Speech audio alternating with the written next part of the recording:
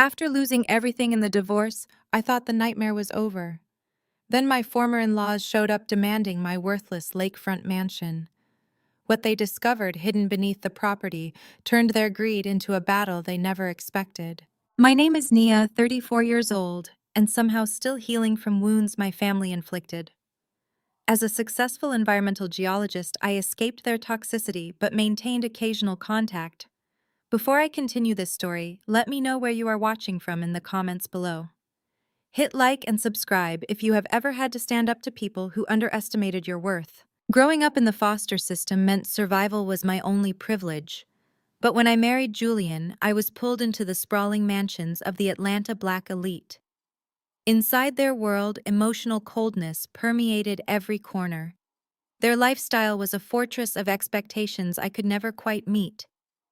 My ex-husband Julian was a managing director at a top-tier investment fund, a man who built his career on charm and deception. When our marriage ended, he hid our marital assets in offshore accounts during the divorce. His father, Reginald, a terrifyingly corrupt corporate attorney, manipulated the legal system to ensure I walked away empty-handed.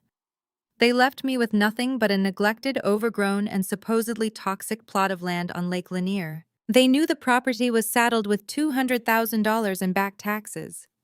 It was a calculated move to force me into bankruptcy and destroy my life completely. The ground shook before I even opened my eyes. It was a Tuesday morning, exactly 3 months after the judge slammed his gavel and finalized my financial ruin. The deafening roar of a heavy diesel engine rattled the single-pane windows of the dilapidated lakefront cabin I was currently calling home. I threw off my thin blanket, my bare feet hitting the cold, warped floorboards. I did not bother changing out of my oversized sleep shirt. I marched out the front door and stared down the long dirt driveway. A massive yellow bulldozer was tearing through the rusted iron gates of my property. The wrought iron twisted and snapped like dry twigs under the metal treads, the loud crunching sound echoing across the quiet water of the lake. Standing just behind the machine, wearing custom Italian suits that looked utterly ridiculous in the thick Georgia humidity, were the two men responsible for my current living situation: my ex-husband Julian and his brother-in-law Sterling. Sterling was a ruthless real estate developer who married Julian's sister Dominique. He was a man who constantly tried to prove his worth to my former father-in-law by being as cutthroat as possible. Julian adjusted his designer sunglasses, looking at my property with absolute disgust. He looked exactly the same as the day he lied under oath in court. Perfect posture, expensive haircut, and a smirk that suggested he owned the world. Sterling signaled the bulldozer operator to cut the engine. The sudden silence was heavy, broken only by the sound of the lake lapping against the muddy shore and the distant call of a bird. "What do you think you are doing?" I shouted, walking straight toward them. The wet mud squished between my toes, but I refused to break eye contact. Julian smiled, that same arrogant smirk that used to make my heart flutter and now just made my stomach turn. "We are doing you a favor, Nia," Julian said, his voice dripping with condescension. "Look at this place. You are living in a literal swamp. Sterling's company is taking it off your hands so you can finally move on. You do not own this land," I stated calmly, stopping a few feet away from them and crossing my arms. "The deed is in my name." Sterling stepped forward, pulling a pristine white envelope from his jacket pocket. He wiped a speck of dust from his expensive lapel before speaking. "Actually, Nia, my development firm filed a municipal claim this morning. You owe $200,000 to the county in back taxes. You have zero cash in your accounts. Your credit is completely destroyed. We are initiating a hostile takeover of the property to cover the tax burden. You should be thanking us for saving you from federal tax evasion charges." They were acting like kings of Atlanta, untouchable and supreme. They genuinely believed that because they had money and influence, they could simply march onto my property and bully me into submission. Julian tossed the white envelope onto the hood of my rusted car. "Pack your bags, loser." Julian laughed, his voice echoing with cruelty. "This worthless piece of trash land is ours now. Go find a cheap apartment in a bad neighborhood and leave the real estate to the professionals. You never belonged in our world anyway. You were always just a charity project that went wrong." His words were designed to hurt, to remind me of my humble beginnings and the devastating loss of my marriage. He wanted me to cry. He wanted me to beg. He expected the broken, defeated woman who had walked out of the courtroom 3 months ago. But I was not that woman anymore. I had spent the last 90 days transforming my grief into pure, calculated focus. I looked at the envelope, then at Julian, and finally at the bulldozer idling just inches from my wooden porch. They thought they had outsmarted me. They thought this land was just a tax burden, a clever trap Reginald had set to ensure my permanent ruin. But I am a geologist. While they saw a worthless patch of acidic dirt, I saw the hidden truth beneath the surface. I knew something they did not. I stepped directly in front of the massive metal blade of the bulldozer. The engine heat radiated against my skin, but I did not flinch. "Tell your driver to turn this machine around," I said, my voice steady and cold. "If one more tread crosses my property line, I will have you both arrested for trespassing and destruction of private property." Sterling laughed out loud, throwing his head back. "You have no power here, Nia. You are broke, you are alone, and you are standing in the way of progress. Move aside before you get hurt." I did not move. I stared them down, refusing to give them the satisfaction of seeing me intimidated. "You filed a municipal claim," I said, maintaining my calm demeanor. "But a claim is not a deed, and the tax deadline is not until the end of the month. Until then, this land belongs to me. You have exactly 10 seconds to get this machine off my property before I call the sheriff." Julian shook his head, looking at me with fake pity. "You are delusional, Nia. You have always been delusional. You cannot afford to fight us. My father has judges in his pocket. We will tie you up in litigation until you are starving on the street. Just take the envelope. There is a bus ticket inside and enough cash to rent a room somewhere far away from us." I smiled then. It was a small, knowing smile that made Julian falter for a fraction of a second. I reached out, picked up the envelope from the hood of my car, and slowly tore it in half, letting the pieces fall into the mud. "I am not going anywhere, Julian," I said softly. "And I am definitely not giving you this land." Sterling's face turned red with anger. He gestured aggressively to the bulldozer operator. "Start the engine," he yelled. "We are clearing this trash today." The diesel engine roared to life, a thick cloud of black exhaust billowing into the humid morning air. The massive machine lurched forward, the heavy blade inching closer to where I stood. The ground vibrated beneath my feet, sending a tremor of pure adrenaline through my body. I did not step back. I pulled my phone from my pocket, dialed a number I had memorized, and held it to my ear, keeping my eyes locked on Julian. "This is Nia," I said loudly over the noise of the engine. "I have 2 trespassers destroying my property at Lake Lanier. Yes, they are operating heavy machinery. I need deputies here immediately." Sterling cursed under his breath and signaled the driver to stop. He knew they were operating in a legal gray area. They had hoped to intimidate me into leaving before the law got involved. They had not expected resistance. "You are making a huge mistake," Julian snarled, his charming facade completely gone. "You are playing a game you do not understand. We will crush you, Nia." I put my phone back in my pocket. "The game has not even started yet, Julian. Now get off my land." The 2 men stared at me, pure hatred burning in their eyes. They had come to gloat, to deliver the final blow to my dignity. Instead, they were retreating. Sterling signaled the driver to back the bulldozer out of the driveway. The machine clanked and groaned as it reversed, leaving deep, ugly scars in the earth. Julian pointed a finger at me as he walked back toward his luxury vehicle. "This is not over," he shouted. "You will regret this. You will come crawling to us, begging for a way out." I watched in silence as they climbed into their expensive cars and drove away, the bulldozer slowly rolling down the street behind them. The quiet of the lake returned, but the air was still thick with tension. I looked down at the torn envelope in the mud, then turned my gaze toward the water. They were desperate to get this land. Their aggressive tactics confirmed what my preliminary geological surveys had already suggested. They had somehow discovered a piece of the secret. But they did not know the whole truth. They did not know the magnitude of what lay beneath my feet. And they definitely did not know that I had already set a trap that would swallow their entire empire whole. I walked back into the drafty cabin and closed the door. The interior was sparse, furnished only with a worn-out sofa, a small folding table, and stacks of geological survey maps scattered across every available surface. This cabin was a far cry from the luxurious Buckhead mansion I had shared with Julian, but it was mine.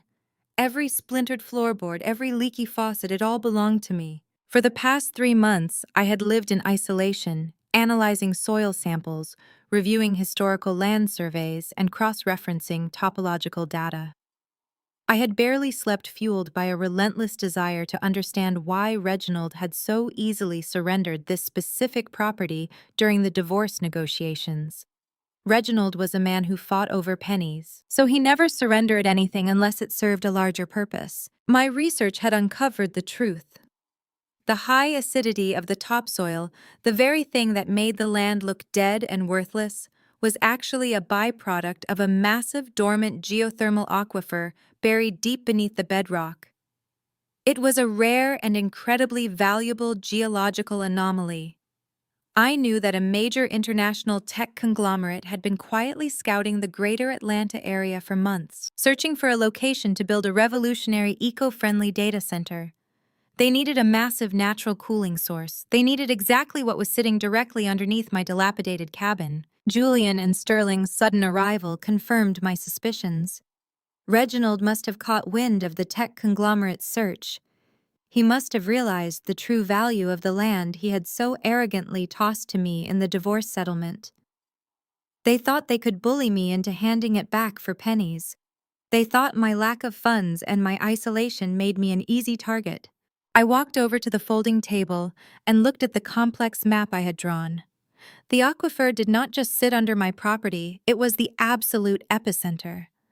I traced the property lines with my finger. Sterling's real estate development company had already started buying up the surrounding lots, preparing to package the entire area for the tech company. But without my central plot, their surrounding land was utterly useless. I was the key to a billion-dollar project. I picked up my coffee mug, the dark liquid inside cold and bitter. I took a sip anyway. The war had officially begun. They had the money, the political connections, and the ruthless ambition. But I had the science, the element of surprise, and absolutely nothing left to lose. I smiled, feeling a dangerous sense of calm wash over me. Julian wanted to destroy me. He was about to learn that immense pressure only creates diamonds. The sharp crunch of heavy tires on loose gravel broke the momentary silence outside my window. I turned away from my geological maps and looked through the cracked glass. A matte black Mercedes G-Class was rolling up my driveway, stopping mere inches from where Julian and Sterling had just retreated. The engine cut off with a heavy purr.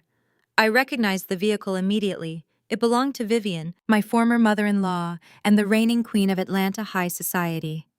She was a woman who wielded her wealth like a weapon, using her status on charity boards and country club committees to crush anyone who dared step out of line. I stepped back out onto the wooden porch, the humid Georgia air instantly wrapping around me. The driver's side door of the SUV swung open. Vivian stepped out into the mud wearing pristine white Prada trousers and stilettos that cost more than my entire wardrobe. She immediately pulled a silk handkerchief from her designer handbag and pressed it firmly against her nose. She closed her eyes in exaggerated disgust, pretending the faint sulfur scent of the geothermal soil was too much for her refined senses to bear. Julian and Sterling, who had been about to drive away, stopped their vehicles and walked back toward her. They looked like two scolded children eager to hide behind the matriarch of the family. Vivian ignored them completely. Her piercing gaze locked onto me. She navigated the uneven dirt path with terrifying precision, never once looking down at the mud ruining her expensive shoes. She stopped at the bottom of my porch steps, looking up at me as if I were a stain on the bottom of those very stilettos. "Look at you," Nia Vivian said, her voice muffled slightly by the silk handkerchief. "Living in a toxic swamp like some kind of feral animal. I suppose water always finds its own level. You could have left our family with a shred of dignity, but instead you choose to wallow in this filth just to be stubborn." I crossed my arms, refusing to let her see the anxiety spiking in my chest. I am not wallowing, Vivian. I am standing on my own property, a concept your son and son-in-law seem to have trouble grasping. Vivian lowered the handkerchief, a cold, calculated smile forming on her perfectly painted lips. Your property? She laughed, a sharp, humorless sound that echoed across the lake. This land is a financial sinkhole just like you were to my son. Julian gave you everything. He elevated you from whatever foster care nightmare you came from, and you repaid him with endless demands. Now you are sitting on a plot of dead earth with a $200,000 tax lien hanging over your head. You are an embarrassment to the family name Nia. You always have been. She reached into her handbag and pulled out a crisp piece of paper. She held it between her manicured fingers for a moment before tossing it casually into the dirt at my feet. It was a cashier check. I could clearly read the bold print across the top. $10,000. Take the money, Nia Vivian commanded, her voice dropping to a dangerous whisper. Pick up that check, go find a cheap lease in a rough neighborhood where you actually belong, and sign the deed over to Sterling today. Consider it a final act of charity from the family you disappointed. If you sign the paperwork now, we will handle the tax foreclosure before it becomes public record. I will not have my social circle reading about my former daughter-in-law having her land seized by the county like some common vagrant. Julian stepped forward, emboldened by his mother's presence. Just take the deal, Nia. You are out of options. You have zero leverage. I looked down at the $10,000 check lying in the Georgia mud. A few months ago, when I was completely blinded by grief and betrayal, that sum of money might have seemed like a lifeline. I might have picked it up, cried, and surrendered to their overwhelming power. But the woman they broke was gone. I was a scientist. I relied on hard facts, unbreakable data, and absolute precision. And the fact was, they were standing on a gold mine trying to buy it with pocket change. I slowly looked up from the check, meeting Vivian's icy glare with one of my own. I did not move to pick up the paper. Instead, I calmly reached into my pocket, pulled out my smartphone, and tapped the screen once. I had kept the line open. Vivian frowned, her perfect eyebrows knitting together in confusion. What are you doing? I gave you an order. Pick up the check and sign the deed. I smiled, placing my phone back into my pocket. I am not signing anything, Vivian, and you might want to step back from my property line. The mud is ruining your Prada, and your presence is ruining my morning. How dare you speak to me like that? Vivian snarled, taking a step up onto the bottom stair of my porch. I can crush you with a single phone call, Nia. I can make sure no environmental consulting firm in this state ever looks at your resume. I will ruin you. Before she could finish her threat, the piercing wail of police sirens shattered the quiet morning air. The sound bounced off the water of the lake, growing louder and closer by the second. Julian spun around, looking back up the long dirt driveway. Sterling's face drained of color as two local sheriff cruisers came tearing down the path, their red and blue lights flashing brilliantly against the green canopy of the trees. The vehicles skidded to a halt directly behind Vivian's pristine Mercedes, kicking up a shower of gravel and dust. Four heavily armed deputies stepped out of the cruisers, hands resting cautiously on their duty belts. The lead officer, a tall, broad-shouldered man with a stern expression, walked straight toward our standoff. Who called in the trespassing complaint? The sheriff asked, his voice booming over the lingering sound of the diesel engine. I raised my hand, keeping my eyes locked on Vivian. I did, Sheriff. These three individuals and their bulldozer operator are on my private property without permission. I have asked them to leave and they have refused. They are attempting to intimidate me into signing over my deed. Julian rushed forward, waving his hands frantically. Officer, this is a massive misunderstanding. I am Julian, and this is my mother, Vivian. You might know my former father-in-law, Reginald. He is a very prominent attorney in Atlanta. We are just dealing with a family dispute. My ex-wife here is facing tax foreclosure, and my brother-in-law's company is simply moving in equipment to secure the municipal claim. We are legally within our rights. The sheriff turned his attention to Julian, unimpressed by the name dropping. Is that right? He asked dryly. He looked over at me. Do they have a legal right to be on this land? No, sir, they do not. I stated clearly, pulling a folded legal document from my back pocket and handing it to the officer. That is a certified copy of my deed. As for the tax lien, they keep mentioning the county deadline for payment is not for another 30 days. Until that deadline passes and a formal court order is issued, this land is entirely my private property. They have zero municipal claims, zero legal standing, and absolutely no right to be here. The sheriff reviewed the document quickly, nodding as he verified my name. He turned back to Julian and Sterling, his expression hardening. The lady knows the law. A pending tax lien does not give you permission to invade private property with heavy machinery. You boys are trespassing. Sterling tried to intervene, pulling out his own phone. Let me call Reginald. He can explain the municipal codes to you, Deputy. We have filed the preliminary paperwork. I do not care who you call, the sheriff interrupted, placing a hand firmly on his radio. You have 2 minutes to get yourselves that bulldozer and these vehicles off this property, or I am placing all of you under arrest for criminal trespassing and harassment. Do I make myself clear? Julian opened his mouth to argue, but Vivian held up a hand, silencing him instantly. She was furious, her chest heaving with suppressed rage, but she was also a master of self-preservation. She knew that getting arrested in the mud of Lake Lanier was not a headline she could spin to her country club friends. She looked down at the $10,000 check now completely ruined by the wet dirt, and then looked back up at me. The mask of the polished socialite slipped, revealing the ruthless, vindictive predator underneath. Her eyes narrowed into deadly slits, promising absolute destruction. You think you have won today, Naya, Vivian said, her voice dripping with pure venom. You think calling the police makes you smart, but you just declared war on a family that owns this city. You want to keep this swamp fine. Keep it. But I promise you, by the time I am finished with you, you will not even have the dirt beneath your fingernails. I will strip you of your dignity, your career, and your sanity. You will beg me to take this land. I held her gaze, refusing to let her see any fear. I look forward to watching you try, Vivian. Now get off my property. Vivian turned sharply on her ruined heels and marched back to her Mercedes. Julian and Sterling scrambled to their own cars, signaling the bulldozer driver to immediately retreat up the driveway. The heavy machinery clanked loudly as it rolled away, followed by the sleek luxury vehicles of my former family. The sheriff and his deputies waited until the convoy was completely out of sight before turning back to me. You handled yourself well, the sheriff said, handing me back my deed.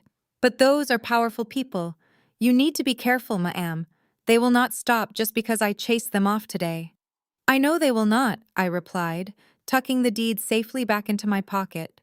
But neither will I. The deputies returned to their cruisers and drove slowly up the path, leaving me alone once more. The silence of the lake washed over the property, but the air still crackled with the energy of the confrontation.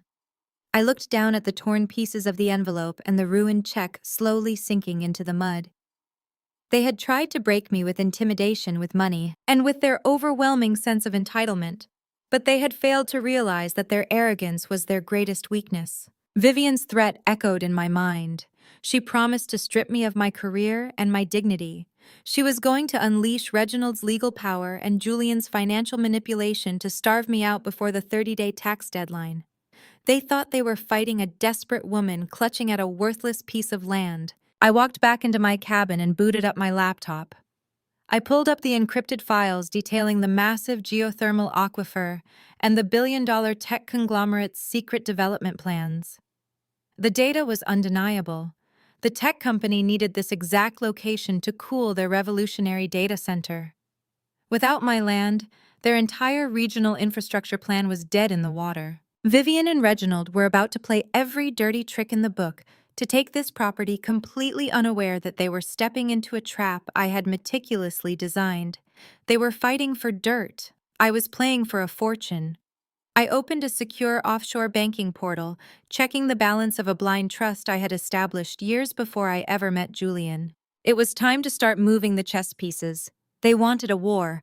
I was going to give them a massacre. I packed my laptop into my leather satchel and locked the heavy deadbolt on the cabin door. The drive from the muddy shores of Lake Lanier to the concrete grid of downtown Atlanta took exactly 45 minutes. I used that time to let the morning adrenaline fade, replacing it with the cold, calculating logic that had always defined my professional career. Julian and his family had spent our entire marriage treating me like a charity case. An uncultured stray, they had graciously allowed to sit at their dining table. They saw my practical clothes, my lack of interest in their country club gossip, and my long hours in the field as proof of my inferiority. They completely ignored the fact that I was one of the most sought-after environmental and geological consultants in the Southeast. I parked in the dimly lit garage beneath a nondescript brick building. My office was on the third floor, a modest space I leased under my maiden name. There was no marble lobby, no receptionist, and no sweeping views of the skyline like Reginald enjoyed at his prestigious law firm. But behind the heavy wooden door of Suite 3B was a technological setup that rivaled federal research labs. I unlocked the door, flipped on the overhead fluorescent lights, and breathed in the familiar scent of ozone-aged paper and strong coffee. This was my true sanctuary. This was where I stripped away the emotional noise and dealt strictly in undeniable facts. I dropped my satchel onto my large drafting table and woke up my custom-built desktop array. 3 massive ultra-high definition monitors flared to life, illuminating the dark corners of the room. My ex-husband thought he had left me with a worthless, toxic swamp. He thought the acidic topsoil and the faint, sulfurous smell of the property were proof of its absolute worthlessness. To the untrained eye, the land was a dead zone, unfit for luxury residential development and impossible to farm. Sterling had likely taken one look at the withered vegetation and assumed the land would be a cheap, easy acquisition once the taxes forced me into foreclosure. But they were looking at the dirt. I was looking at the crust of the earth. I clicked open a heavily encrypted file labeled Linear Project. The screens immediately populated with layers of complex data. On the left monitor, high-resolution satellite imaging showed the entire lake basin with my property highlighted in a bright red boundary. On the center monitor, I pulled up the chemical breakdowns from the dozens of deep-core soil samples I had extracted over the past 90 days. And on the right monitor, the crowning jewel of my research glowed in bright contrasting colors. It was a subterranean thermal scan mapping the temperature gradients deep beneath the Georgia clay. I leaned close to the screens, tracing the heat signatures with my fingertip. The high acidity of my topsoil was not a sign of toxic waste or industrial dumping. It was a natural geological phenomenon. Buried hundreds of feet beneath the bedrock of my property lay a massive dormant geothermal aquifer. The heat and specific mineral composition of the water deep below were slowly venting trace gases upward, altering the pH levels of the soil on the surface. It was a remarkably rare geological formation, a massive subterranean lake of perfectly stable, naturally cooled water surrounded by a unique bedrock structure. I tapped a few keys, overlaying the thermal scan with the property lines of the entire county. The aquifer was gigantic, stretching for miles in several directions, but it was trapped beneath impenetrable layers of solid granite. There was only one vulnerable access point, a single vertical fault line in the bedrock where drilling equipment could actually reach the subterranean lake without causing a catastrophic geological collapse. That fault line, the exact geographical epicenter of the entire aquifer, sat squarely beneath my dilapidated wooden cabin. I sat back in my ergonomic chair and smiled. The sheer magnitude of my discovery was exhilarating. I knew exactly why Reginald, Julian, and Sterling were suddenly so desperate to force me off this land. My private investigations over the last few weeks had uncovered a massive corporate secret, moving quietly through the upper echelons of Atlanta real estate. A global tech conglomerate, one of the top 5 largest software companies in the world, was currently scouting the metropolitan area. They were preparing to build a massive billion-dollar data center. Data centers generate an incredible amount of heat. Traditionally, cooling these massive server farms requires millions of gallons of municipal water and staggering amounts of electricity, creating a massive carbon footprint that tech companies are desperate to avoid. But this conglomerate had recently pledged to make their new infrastructure entirely carbon neutral. They were searching for a location where they could implement a revolutionary closed-loop geothermal cooling system.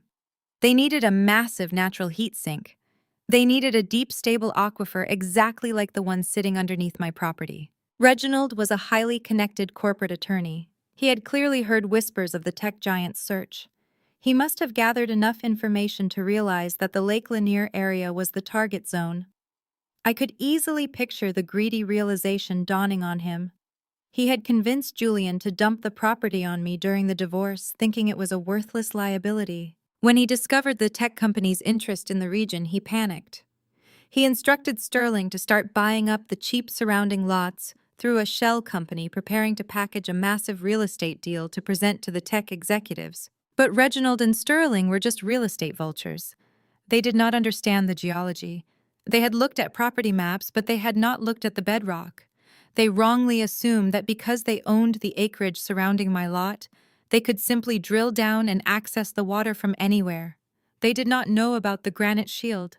They did not know that my tiny, seemingly insignificant parcel of land was the only viable entry point for the entire cooling system. Without my land, the tech company could not access the aquifer.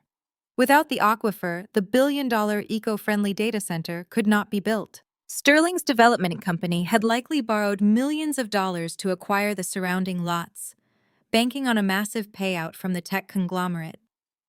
They were leveraging their entire corporate future on a real estate deal that was physically impossible to execute without my explicit cooperation. I pulled up the latest tax assessment for my property, $200,000. That was the number Julian and Vivian used to mock me. It was the amount they thought would break me. I minimized the tax document and opened the corporate valuation models I had drafted based on the tech company's previous acquisitions of geothermal sites. The numbers were staggering. The leasing rights for the primary access point to a geothermal heat sink of this magnitude, combined with the strategic value of the eco-friendly infrastructure, completely rewrote the property value. My land was not worth $200,000. At a conservative estimate, it was worth $80 million. $80 million. The number glowed on my screen bright and undeniable. I let the reality of it wash over me. My former family had spent our entire marriage making me feel small, poor, and insignificant. They had stripped me of my marital assets, frozen me out of their social circles, and tried to humiliate me into submission. They thought my geology career was a quaint hobby. They were about to find out that my science was the weapon that would dismantle their entire lives. I reached into my desk drawer and pulled out a fresh legal pad. It was time to map out the next phase of my retaliation. Vivian had promised to destroy my life, threatening to use her social influence to ruin my consulting career. Reginald was undoubtedly preparing a barrage of malicious legal filings to freeze my remaining meager assets and force the tax foreclosure. They were going to try and starve me out. They wanted to make me so desperate that I would surrender the deed just to survive. I needed to secure my ownership of the land against any legal maneuvers Reginald might try. More importantly, I needed to let them dig their own graves. I needed Sterling to confidently present his flawed development package to the tech executives. I needed him to publicly stake his company's reputation and financial stability on the acquisition of the lakefront property. The higher they climbed, the harder the fall would be when I pulled the geographical rug out from under them. I picked up my pen and wrote down a single name on the yellow paper. Reginald. The corrupt patriarch of the family would not wait for the tax deadline. He was too smart and too vicious for that. If intimidation and bribery did not work, he would turn to the courts. He would fabricate a reason to tie up my finances, ensuring I could not pay the county even if I managed to secure a loan. I needed to prepare my accounts and brace for impact. I ripped the page from the legal pad and pinned it to the corkboard beside my monitors.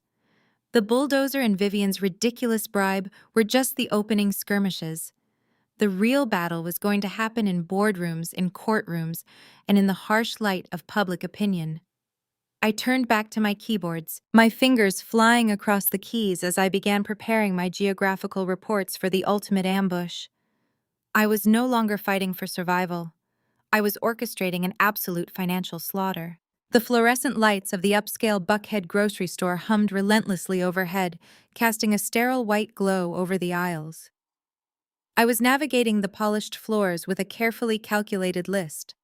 My mind was still running complex simulations on geological strata, geothermal venting, and corporate property valuations. But my physical reality required immediate sustenance. I had spent the last 24 hours locked in my office plotting the absolute financial slaughter of my former family.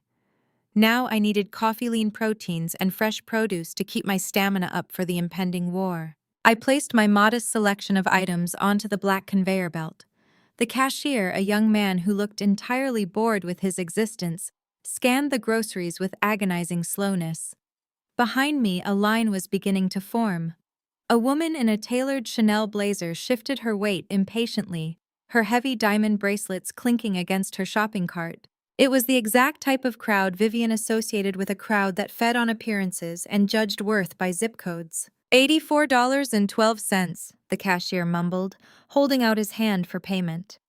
I pulled my sleek metal business debit card from my wallet and swiped it through the machine. The terminal processed the request for 2 seconds before emitting a sharp, unpleasant beep. The digital screen flashed bright red. Declined. I frowned, keeping my expression perfectly neutral. Try it again. The chip might be dirty. He wiped the card against his apron and inserted it directly into the slot. Another harsh beep echoed through the quiet checkout lane. Still declined, ma'am. The woman behind me sighed loudly, a dramatic exhale designed to let everyone know she was being inconvenienced. I ignored her. I pulled out my personal debit card, an account held by a completely different financial institution, and inserted the chip. Beep declined. A cold, creeping sensation washed over me, starting at the base of my skull and traveling down my spine. This was not a banking error. A single declined card was a glitch. 2 declined cards across different banks was a targeted strike. Ma'am, do you have another form of payment? The cashier asked, his voice louder now, drawing the attention of the surrounding lanes. Are you going to pay or not? I looked at the groceries, then at the growing line of irritated Buckhead elites staring at me. They were waiting for me to panic. They expected the flush of humiliation, the frantic searching through a purse for loose cash, the shameful stammering apology of a woman who could not afford her groceries. I gave them absolutely nothing. I calmly placed my debit cards back into my wallet, looked the cashier dead in the eye, and offered a terrifyingly serene smile. Keep the groceries. I have an urgent matter to attend to.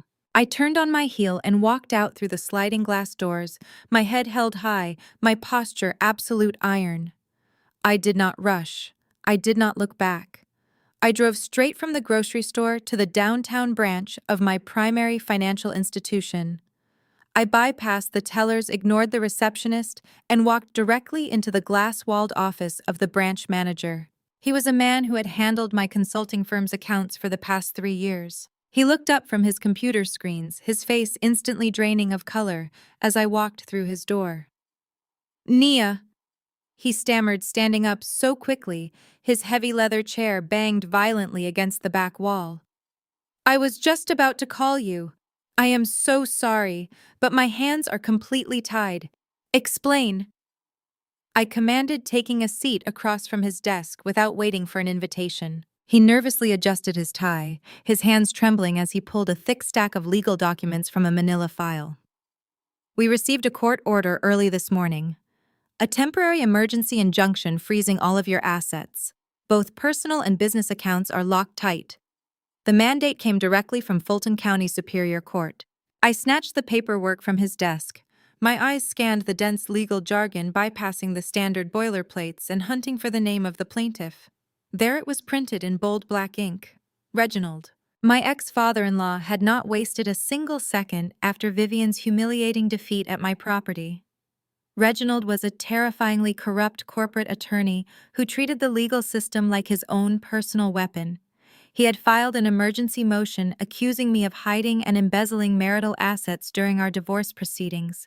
The motion claimed that my environmental consulting firm was nothing more than a shell company I had used to funnel Julian's money out of the marriage. It was an entirely fabricated, malicious lie.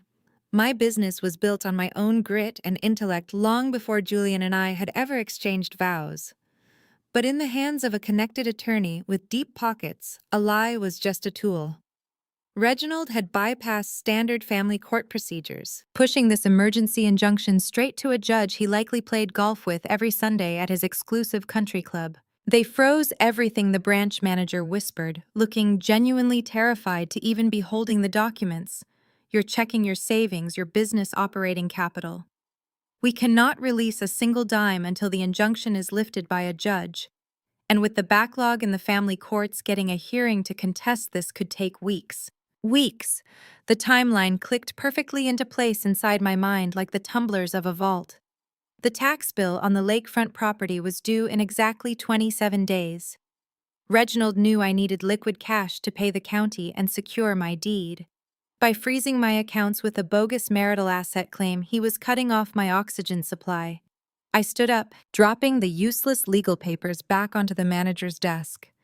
"Thank you for your time," I said, my voice completely devoid of emotion. I walked out of the bank and into the sweltering heat of the Atlanta afternoon. The pavement radiated heat, mirroring the boiling rage I kept locked tightly behind my ribcage. As I reached my car, my phone vibrated in my pocket. The caller ID displayed a blocked number, but I knew exactly who was on the other end of the line. I answered on the second ring, lifting the phone to my ear but remaining totally silent. "I trust your trip to the grocery store was less than fruitful." Reginald's deep, gravelly voice echoed through the speaker. He sounded immensely pleased with himself, sitting in his leather-bound corner office, likely sipping a $200 glass of scotch. "You are committing perjury, Reginald," I stated, my tone conversational, as if we were discussing the humidity. "Filing a false injunction under penalty of law is a bold move even for a corrupt relic like you." He chuckled, a dark, rumbling sound that lacked any real warmth. "Perjury is a word used by people who cannot afford good lawyers, Naya. The law is not about truth. It is about leverage. And right now I have all of it. Julian told me about your little stunt with the sheriff yesterday. Vivian was quite displeased. I warned you during the divorce settlement not to make things difficult. You should have taken the $10,000 and walked away like a good little girl." "I prefer to stand my ground," I replied, unlocking my car door. "You are standing on quicksand," he countered, his voice dropping an octave, growing heavy with menace. "Your accounts are locked. You cannot buy food, you cannot buy gas, and you certainly cannot pay a $200,000 tax lien. Sterling's company has the municipal claim drafted and ready to execute the second the clock strikes midnight on the 30th day. You have 27 days until the county seizes your land and hands it directly to my son-in-law. You are starving, Nia, and the clock is ticking." "Are you finished?" I asked. "I am offering you one final exit," Reginald said, adopting a tone of fake magnanimity. "Sign the quitclaim deed. Hand the lakefront property over to Sterling by tomorrow morning. If you do, I will miraculously drop the injunction. Your accounts will unfreeze, and I will even write you a personal check for $50,000. Take the money and leave Atlanta. If you refuse, I will drag this court battle out until you are sleeping in your rusted car." I leaned against the hot metal of my driver's side door. They genuinely believed they had me cornered. They operated under the arrogant assumption that without immediate access to my local bank accounts, I was a helpless victim. Reginald's strategy was brutal, clinical, and flawlessly executed for a standard opponent. He was squeezing the vice grip, intending to watch me suffocate under the weight of the impending tax foreclosure. The in-laws were sitting in their mansions, clinking their crystal glasses, convinced they had successfully initiated the countdown to my absolute ruin. They thought they had cut off all my resources. They thought they knew exactly what I was capable of. "Reginald," I said softly, staring at the reflection of the Atlanta skyline in my car window. "I want you to remember this conversation. I want you to remember the exact moment you thought you had me beaten." I hung up the phone before he could respond. The pressure was undeniably mounting. The reality of having my primary financial arteries severed was a logistical nightmare. I had no cash on hand. My credit cards were dead plastic. The impending tax bill loomed over me like an executioner's axe. Without that $200,000, Sterling would legally seize the land, hand it to the tech conglomerate, and make the family billions while I walked away with nothing. But panic is the enemy of strategy. I slid into the driver's seat and turned the key in the ignition. I did not shed a single tear. I did not scream in frustration or hit the steering wheel. Instead, I mentally reviewed the global banking architecture I had set up years ago precisely for a catastrophic scenario like this. Reginald's jurisdiction stopped at the United States border. His corrupt judges and malicious injunctions had zero power over international banking laws. He wanted to play a game of attrition. He wanted to starve me out and watch me fold under the stress of impending poverty. But a geologist knows that immense pressure does not just destroy, it forces elements to adapt, to crystallize, to become harder and sharper than anything surrounding them. I put the car in gear and pulled out into the heavy downtown traffic. Reginald had given me a 27-day deadline. It was more than enough time to bypass his petty local freeze and execute a master stroke that would leave his entire empire in ashes. By the time the sun rose the following morning, the humid air over the lake was already thick and oppressive. I was sitting at my makeshift desk with a mug of black coffee when my phone began to vibrate violently against the wooden tabletop.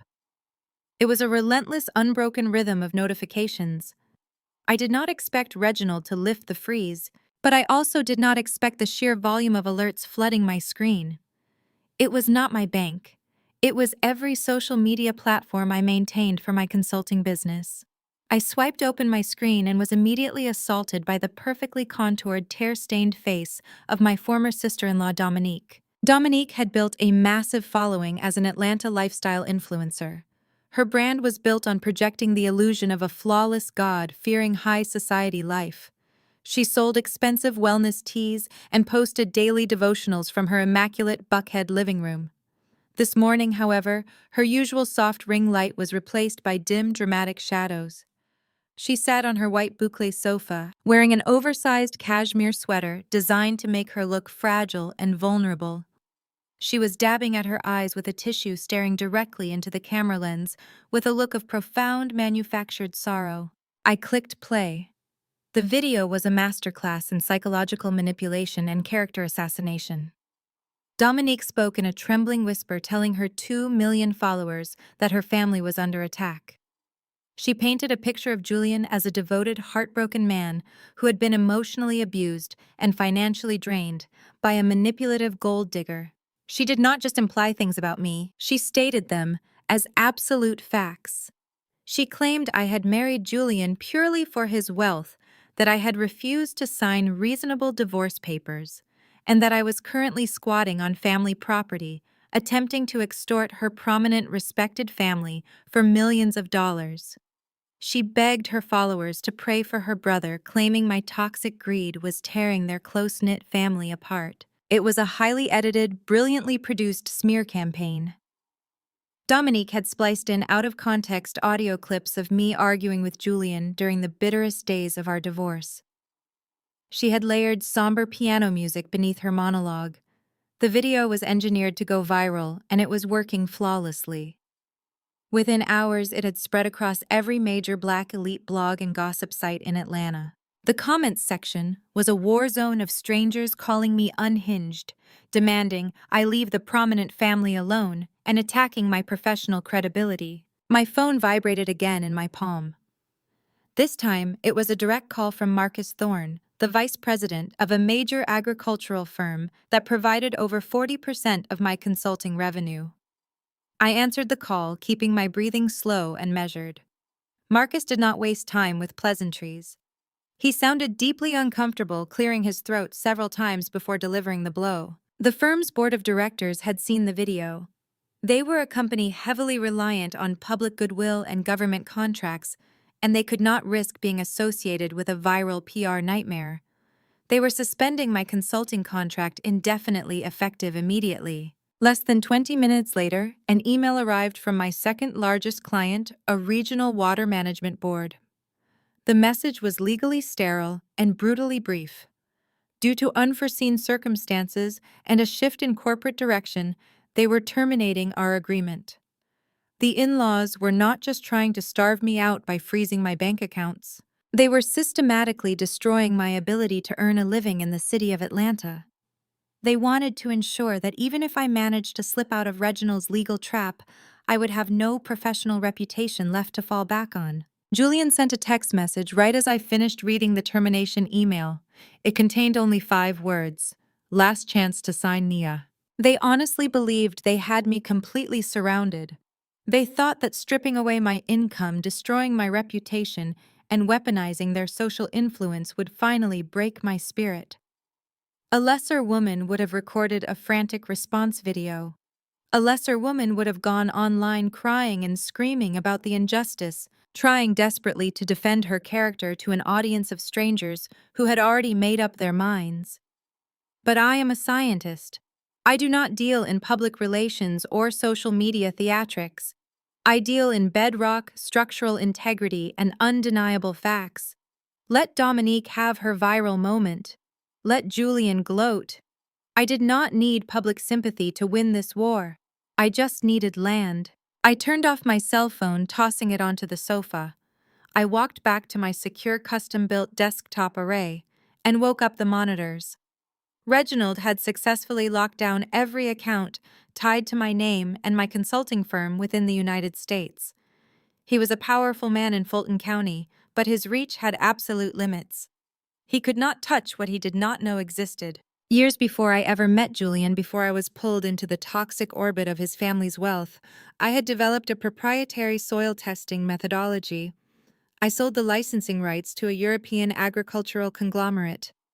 Recognizing the unpredictable nature of my freelance consulting career, I had taken the entire payout and established a secure blind trust in the Isle of Man. It was a completely legal, impenetrable offshore account that existed entirely outside of American probate court jurisdictions. I had never mentioned it to Julian during our marriage. I had never linked it to our joint finances. It was my ultimate safety net sitting quietly across the Atlantic Ocean, accumulating interest and waiting for a rainy day. Today was a torrential downpour. I accessed the encrypted portal, inputting my biometric keys and complex passwords. The account balance glowed on the screen, completely untouched by Reginald's malicious injunction. I had liquid capital, and I knew exactly how to use it. I pulled up the county parcel maps on my center monitor, overlaying them with the geological surveys of the geothermal aquifer. Sterling was a ruthless developer, but he was also arrogant and sloppy. He looked at land through the lens of a spreadsheet, not a microscope. His shell companies had been aggressively purchasing the pristine buildable lots surrounding my cabin. He was assembling a massive, picturesque real estate package to present to the global tech conglomerate. But in his rush to secure the attractive land, he had made a fatal geographical oversight. Bordering my property to the east and south were three narrow, irregularly shaped lots. They were ugly, severely sloped, and classified by the county as high-risk flood zones. The topsoil there was even more acidic than my own, a literal toxic mud pit where nothing would grow. Sterling had completely ignored them. To a real estate developer looking to build access roads and infrastructure, those muddy lots were an expensive liability. Why waste his borrowed bridge loan capital on unbuildable sludge when he could just buy the solid ground? He had assumed those lots would sit empty forever. He had assumed nobody would ever be foolish enough to buy them. But Sterling did not understand the geothermal venting structure of the aquifer below. Those three muddy lots did not just border my property. They formed a perfect unbroken horseshoe around the only viable drilling access point. If someone else owned those three lots, Sterling could not build a single access road, run a single power line, or lay a single cooling pipe to reach my central property. He would be completely geographically landlocked. I opened a new tab and accessed the online portal for the Wyoming Secretary of State. Wyoming offered some of the strongest corporate privacy laws in the country. Within 15 minutes, I had registered a new anonymous shell corporation. I named it Obsidian Lithos LLC. It was untraceable to my name, shielded by registered agents and ironclad privacy statutes. I initiated a wire transfer from my offshore trust directly into the newly formed LLC's operating account. The funds cleared almost instantly. Next, I navigated to the county's commercial real estate portal. The three muddy lots were listed for public sale by the city, priced at absolute rock bottom due to their unbuildable classification. They were practically giving them away. I filled out the digital acquisition forms under the name of Obsidian Lithos LLC. I bypassed the standard financing options and selected direct cash purchase. I paid the asking price in full, adding a 20% premium to expedite the municipal processing and close the sale immediately. I hit submit and watched the progress bar load across my screen. The transaction processed, the municipal seals were digitally stamped, and the receipts were generated. I leaned back in my chair, staring at the updated parcel map on my monitor. The 3 dead, muddy lots surrounding my cabin were no longer public land. They belonged to me. I had just erected an invisible, impenetrable fortress around the exact geographical epicenter of the geothermal aquifer. Sterling could buy all the beautiful solid land he wanted. He could secure all the bridge loans in Atlanta, but without crossing my newly acquired mud pits, his development firm could not physically reach the cooling source the tech company required. Dominique was busy shedding fake tears on the internet, destroying my public image to appease her husband and her brother. They were all celebrating my impending ruin, convinced they had starved me out of the game. They had absolutely no idea that while they were playing a high school popularity contest online, I had just quietly purchased the lock, the key, and the gate to their billion-dollar future. I saved the digital deeds to my encrypted hard drive and closed the browser. Let them laugh. Let them spread their rumors and freeze my empty local accounts. In a few days, Sterling was going to walk into a boardroom to pitch the deal of a lifetime, entirely unaware that he was walking straight into a slaughterhouse. The grand ballroom of the Atlanta Four Seasons was a masterclass in excessive, suffocating wealth. The annual Autumn Charity Gala was the crowning event of the season for the city's black elite, a glittering playground where fortunes were flaunted and social hierarchies were ruthlessly enforced. Towering floral centerpieces of white orchids and rare black calla lilies dominated the silk-draped tables. Crystal chandeliers cast a warm golden glow over the sea of custom tuxedos and designer couture. This was Vivian's kingdom. She sat on the charity's board of directors, reigning over the guest list with an iron fist to ensure only the most prominent, influential families were allowed past the velvet ropes. I stepped into the ballroom exactly 1 hour after the doors opened. I did not slink in through the back corridors or try to blend into the shadows. I walked directly down the center aisle of the grand marble staircase. I was wearing a breathtaking, custom-tailored emerald silk gown that cascaded down my frame like liquid glass. The deep green fabric highlighted the rich undertones of my skin, and the sharp, asymmetrical neckline projected absolute power. I wore no jewelry, letting the dress and my sheer confidence make the statement. I was a far cry from the feral, unhinged swamp creature Dominique had painted me as in her viral video. The reaction was instantaneous. The clinking of champagne flutes stopped. The low murmur of wealthy networking ground to a halt. Heads turned and a heavy, suffocating silence rippled across the massive room. I could feel hundreds of eyes tracking my every movement, instantly recognizing me from the tear-stained smear campaign that had saturated their social media feeds over the last 48 hours. I kept my chin high and my steps measured, gliding across the polished floor with the absolute certainty of an apex predator stepping into a cage of frantic birds. Vivian intercepted me before I even reached the main dining floor. She was flanked immediately by Dominique, who looked like she was vibrating with a mix of fury and excitement. Vivian wore a severe black velvet gown, her face twisted into a mask of pure aristocratic rage. Dominique had her smartphone clutched tightly in her manicured hand, her thumb hovering over the record button, practically begging me to do something reactive she could post online. "What are you doing here?" Vivian hissed, keeping her voice low so it would not echo, but infusing every syllable with pure venom. "This is a private, ticketed charity event for respected members of the community. It is not a soup kitchen, Nia. I am fully aware of what kind of event this is." "Vivian," I replied smoothly, not breaking my stride until I was standing inches from her face. "And I am here to enjoy the evening." "You are insane!" Dominique spat, stepping forward to block my path. "After what you did to my brother, after trying to extort us, you actually have the nerve to show your face in public. You are a gold-digging sociopath. I should go live right now and let everyone see you trespassing." Vivian raised her hand, silencing her daughter, and signaled 2 heavily muscled security guards standing near the ballroom entrance. "You are not on the guest list, Nia. You have humiliated this family enough. Escort her out." Vivian commanded the guards as they approached. "She is trespassing." The larger of the two guards reached for my arm. I did not flinch. Instead, I smoothly pulled a heavy gold-embossed envelope from my small clutch and handed it directly to the floor manager, who had jogged over to manage the commotion. "I believe you will find my presence is fully accounted for," I stated clearly, my voice carrying just enough for the surrounding tables to hear. The manager opened the envelope, scanned the heavy cardstock, and immediately paled. "Mrs. Vivian," he stammered, looking terrified to contradict the board member. "She has a ticket, a platinum-level sponsor ticket. It was purchased under the corporate name Obsidian Lithos LLC." Vivian's eyes narrowed into deadly slits. She did not know what Obsidian Lithos was, but she knew what a platinum sponsorship cost. It was a $25,000 table.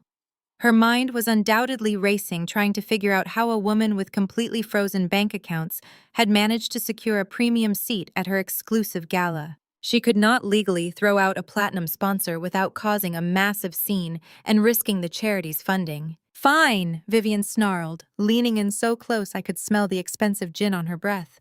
"You bought a ticket with whatever pennies you managed to hide from the courts. But I am still on the board of this charity, and I control the seating chart." She snapped her fingers at the floor manager. "Put her at table 30, and make sure she stays there." The floor manager looked apologetic as he guided me away from the pristine center of the ballroom. Table 30 was not just in the back. It was shoved into a dark, drafty alcove directly next to the swinging metal doors of the main kitchen. Waiters rushed past in a frantic blur, carrying massive trays of food. The loud crash of industrial dishwashers and the shouting of the culinary staff completely drowned out the elegant string quartet playing on the main stage. It was the ultimate social insult, a petty display of power designed to make me feel isolated, insignificant, and humiliated. I sat down at the empty table, gracefully arranging the folds of my emerald gown. I picked up my crystal water glass and took a sip, watching the glittering crowd from the shadows. Vivian thought she had put me in my place. She thought she was punishing me. But from my vantage point by the kitchen, I had a perfect, unobstructed view of the entire ballroom. I could see every player on the board. It did not take long for the next wave of the attack to arrive. Julian came strolling through the tables wearing a custom-tailored tuxedo and a smile dripping with unearned arrogance. Clinging tightly to his arm was a stunning, incredibly young woman dripping in Cartier diamonds. She had the polished, empty look of a woman who had never worked a day in her life, fully funded by a massive family trust. This was the new wealthy fiancé Dominique had relentlessly praised online. Julian stopped right in front of my table, deliberately blocking my view of the stage. He looked around the noisy, cramped alcove and let out a sharp, mocking laugh. "Table 30. Julian sneered, shaking his head. "Right next to the garbage disposal. I suppose my mother is finally putting things exactly where they belong." The young woman giggled, a high, irritating sound, and leaned closer to Julian. "Is this her baby?" she asked, looking down at me as if I were an exhibit at a zoo. "The one your sister warned everyone about? She does not look very dangerous, just desperate." "She is desperate, Penelope." "That is what happens when you try to fight out of your weight class," Julian said. He leaned his hands on my table, bringing his face down to my level. The smell of his expensive cologne made my stomach turn. "I hear you had some trouble at the grocery store this week, Nia. Reginald told me the bank froze every single dime you have. Not so arrogant now, are you? You cannot even buy a loaf of bread, let alone fight a legal war against my family." I remained perfectly still, resting my hands in my lap. I did not give him the satisfaction of looking away or showing a single trace of anger. "You should have taken the deal," Julian whispered, his eyes gleaming with malicious joy. "You should have taken the $10,000 and signed over the swamp. Now the courts have your accounts locked tight, and that tax bill is due in a few weeks. You are completely out of options. Sterling is going to seize that land, and by the end of the month, you are going to be homeless. You will be living on the street, and my family will not lift a single finger to help you. You really should just give up," Penelope added, adjusting a massive diamond ring on her left hand. "Julian is being too nice. If you sign the papers now, maybe they will give you enough bus fare to leave Atlanta. It is honestly embarrassing watching you drag this out." I let the noise of the kitchen crash behind me for a long moment before I finally spoke. My voice was calm, steady, and razor-sharp. "You look beautiful tonight, Penelope," I said, directing my gaze entirely to the young woman. "I see Julian is already spending the money he thinks he is going to make off my property." Julian bristled, his face reddening instantly. "I do not need your property to buy my fiancé diamonds, Nia. I am a partner at a top-tier logistics firm. You are a glorified middleman living off your mother's trust fund." I corrected him smoothly, shifting my eyes back to his. "And you are currently counting on your brother-in-law to close a real estate deal that you physically cannot execute. You think freezing my bank accounts is a victory? You think Reginald's little legal injunction means you have won? It means you are ruined," Julian snapped, dropping his sophisticated facade. "You have nothing. You are nothing. Enjoy your dinner by the kitchen doors, Nia. It is the last expensive meal you will ever have." I smiled, a slow, dangerous curve of my lips that made Julian instinctively step back from the table. "I am perfectly comfortable right here, Julian. Because unlike you, I know exactly what is buried underneath the dirt. You go ahead and enjoy the gala. Dance, drink champagne, and celebrate your imaginary victory. Because when the music stops, you are going to realize you built your entire future on a foundation that I already own." Julian scoffed, shaking his head as if dealing with a delusional patient. "You have lost your mind. Come on, Penelope, the smell of the kitchen is ruining my appetite." They turned and walked back toward the glittering center of the ballroom, laughing together as they joined Vivian and Dominique at the head table. I watched them go, completely unbothered by the noise, the draft, or the social isolation. Julian thought he was watching a woman drowning. He had no idea he was standing in the middle of a trap that was already snapping shut. The clinking of silverware and the low hum of affluent networking slowly faded as the string quartet brought their performance to a graceful close. A heavy, expectant hush settled over the grand ballroom of the Four Seasons.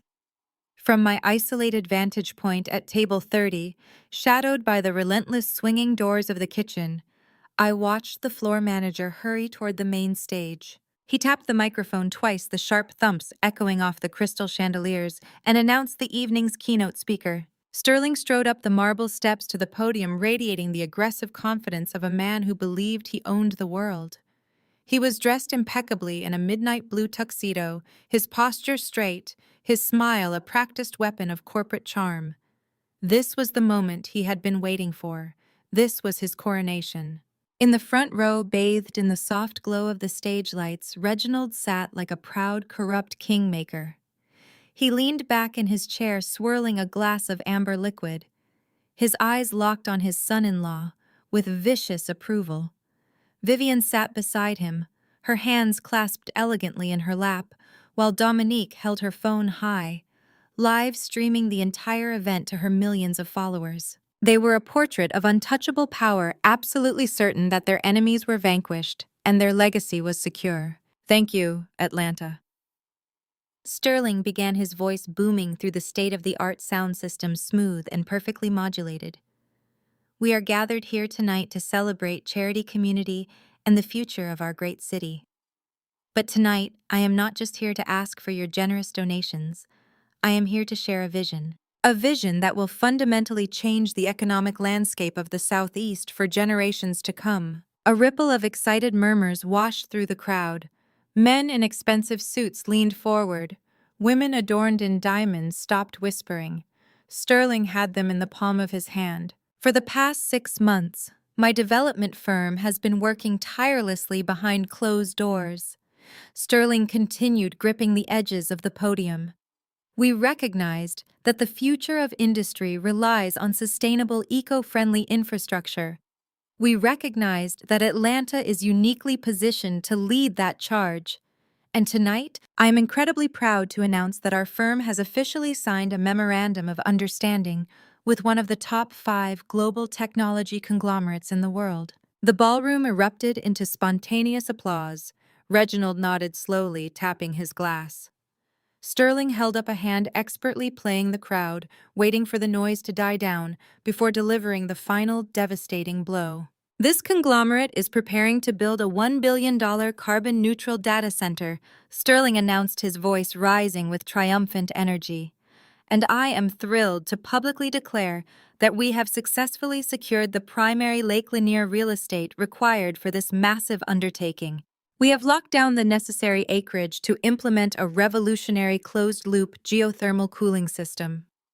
This project will bring thousands of high-paying tech jobs to our community. It will pump billions of dollars into our local economy, and it will cement our city and my family's firm as the undisputed leaders of the modern technological revolution. The crowd did not just applaud, they rose to their feet. A roaring standing ovation consumed the ballroom. Wealthy investors, politicians, and socialites clapped until their hands turned red. Vivian wiped a single elegant tear from her cheek. Dominique panned her camera across the cheering room, capturing the exact moment her family achieved absolute, untouchable supremacy. Julian stood near the back, grinning like a hyena, lifting his champagne flute in a mocking toast toward my dark, isolated corner. They had done it. They had publicly staked their entire reputation, their corporate valuation, and their financial future on the Lake Lanier project. Sterling had stood in front of the most powerful people in the state and promised them a billion-dollar miracle. From the shadows of the kitchen doors, I sat perfectly still in my emerald gown. I picked up my crystal glass and took a slow, deliberate sip of sparkling water. The cool liquid slid down my throat, grounding me in the chaotic noise of the room. I did not scream. I did not leap out of my chair and object to his lies. I did not run to the stage and demand to be heard. I simply watched the spectacle with the cold, detached fascination of a scientist observing a chemical reaction that was about to go critically critical. Sterling was committing corporate suicide on a public stage. A memorandum of understanding was a formal agreement, a binding preliminary contract that required total transparency and absolute proof of assets. By publicly declaring he had secured the primary real estate, he had legally tethered his firm to a promise he could not fulfill. He had promised the tech conglomerate an open door. He had absolutely no idea that I had already changed the locks, boarded up the windows, and bought the ground beneath the welcome mat. He owned the dry land. He owned the beautiful buildable acreage. But beneath the surface, beneath the manicured topsoil he had purchased with millions in leveraged bridge loans, the geology told a completely different story. The geothermal aquifer, the massive subterranean lake that made the entire billion-dollar project possible, was shielded by impenetrable granite everywhere except directly beneath my cabin. And the only way to lay the cooling pipes, the only way to run the heavy industrial equipment to my central property, was to cross the three sloped toxic muddy flood zones that formed a perfect horseshoe around my land. Those lots were worthless to a real estate developer. But to a geologist, they were the ultimate choke point. And as of yesterday afternoon, those three muddy lots belonged entirely to Obsidian Lithos LLC. They belonged to me. Sterling was completely landlocked. He could not move a single bulldozer. He could not lay a single inch of pipeline. He had just sold a billion-dollar dream to a global tech giant, and he did not actually own the access rights to make it happen. He had leveraged his family's money, Reginald's legal reputation, and his own corporate standing on a deal that was geographically impossible without my signature. The applause began to fade as guests returned to their seats, their faces flushed with the excitement of impending wealth. The string quartet readied their instruments to resume playing. The gala was shifting into an atmosphere of jubilant celebration. I set my water glass down on the white tablecloth. The moisture left a perfect temporary ring on the fabric. I reached into my small silk clutch and pulled out my smartphone. The screen illuminated my face in the dim lighting of the alcove. I bypassed the local network and connected to my secure encrypted server. I did not need to fight Vivian's social media smear campaign. I did not need to convince the local agricultural boards that I was innocent of Reginald's fabricated marital asset charges. I only needed to speak to the people who were currently holding Sterling's billion-dollar check. During my tenure consulting for the European agricultural conglomerate, I had cross-referenced environmental compliance reports for dozens of major international corporations. I knew exactly who handled land acquisitions for the tech giant Sterling was currently bragging about. I knew the name, the direct email address, and the private cellular number of their lead infrastructure executive, a man notorious for his ruthless due diligence and absolute zero-tolerance policy for corporate fraud. I opened a secure, untraceable messaging application. I attached a single compressed file. Inside that file were 3 documents. First, the high-resolution geological thermal scan, proving that the only access point to the Lake Lanier aquifer sat squarely beneath my cabin. Second, the certified time-stamped deeds for the 3 surrounding flood zone lots, legally registered to Obsidian Lithos LLC. Third, a clean, irrefutable geological overlay demonstrating that any attempt to drill from Sterling's newly acquired acreage would hit solid granite and instantly fail. I typed a very brief, highly professional message to accompany the data. To the lead acquisition director, regarding your Lake Lanier geothermal project memorandum of understanding with Sterling Development. Please review the attached geological surveys and municipal deed transfers. The vendor you are currently contracting with does not possess the land rights or the geological access required to execute the cooling infrastructure. They are completely landlocked. The primary access point and the necessary surrounding buffer zones are privately held and are currently not for sale. I advise you to review your partner's compliance claims immediately. I stared at the glowing blue send button for a fraction of a second. This was the point of no return. This was the moment the earth would open up and swallow Reginald's empire whole. I tapped the screen.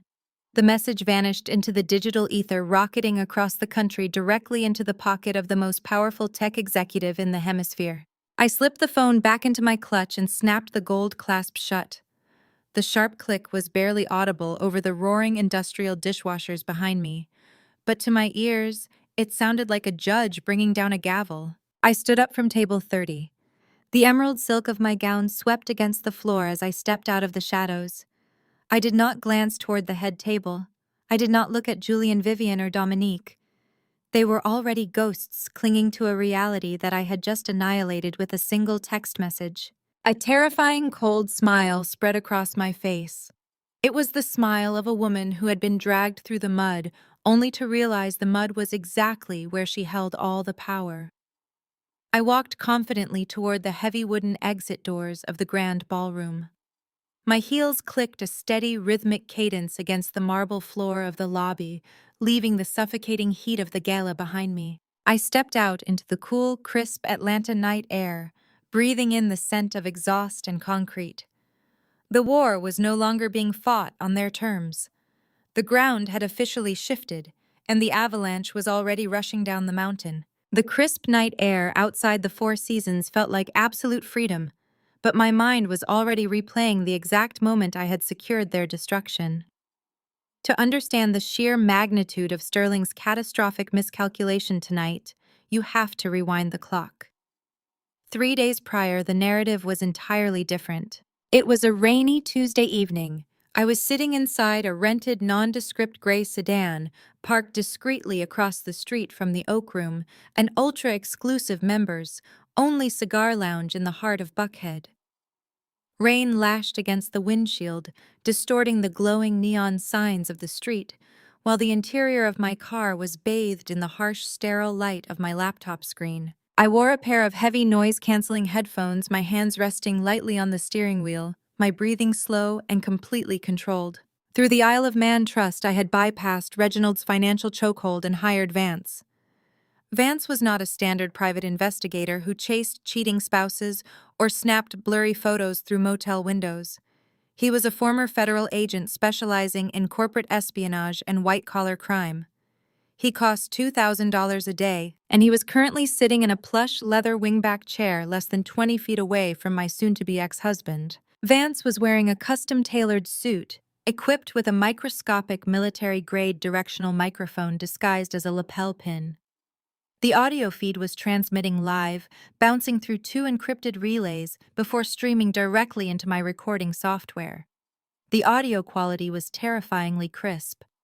I could hear the low hum of jazz music, the strike of a heavy brass lighter, and the sharp clink of ice cubes against crystal tumblers. Then Julian's voice drifted through my headphones, slightly slurred and dripping with his trademark unearned arrogance. I am telling you, Sterling, you worry entirely too much. The Scotch poured a liquid splash over ice. Drink your Macallan and celebrate. We are standing on the edge of a billion-dollar empire. Sterling did not sound like a man ready to celebrate. His voice was tight-clipped, vibrating with poorly concealed anxiety. We are cutting it too close, Julian. The tech conglomerate is demanding absolute proof of site control by Thursday afternoon. They will not even look at the Memorandum of Understanding without verifying that we own the entire central footprint. And we cannot show them site control without the $10 million commercial bridge loan from the bank. Sterling paused, and I could hear the heavy exhalation of cigar smoke. The bank will not clear the $10 million without your wife's property listed as secure collateral. Reginald's legal freeze is a nice parlor trick, Julian, but it does not transfer the title. She is still sitting in that cabin, and she is still the sole legal owner of the land. We are paralyzed until she signs that quitclaim deed. If she holds out past Thursday, the tech guys will pull the deal and go to Texas. Julian laughed. It was a dark, ugly sound that made my skin crawl even from across the street. It was the laugh of a man who had never faced a single genuine consequence in his entire privileged life. She does not need to sign it, Sterling Julian said smoothly. There was a long, heavy silence on the audio feed. The background jazz music seemed to swell to fill the void. What exactly do you mean by that? Sterling asked, his voice dropping an octave, instantly wary. I mean, I already handled it, Julian replied, the smugness radiating through the microphone. I knew Nia was going to be a stubborn, self-righteous problem. She thinks she is so much smarter than everyone else because she has a couple of science degrees. She thinks she can play hardball with my family.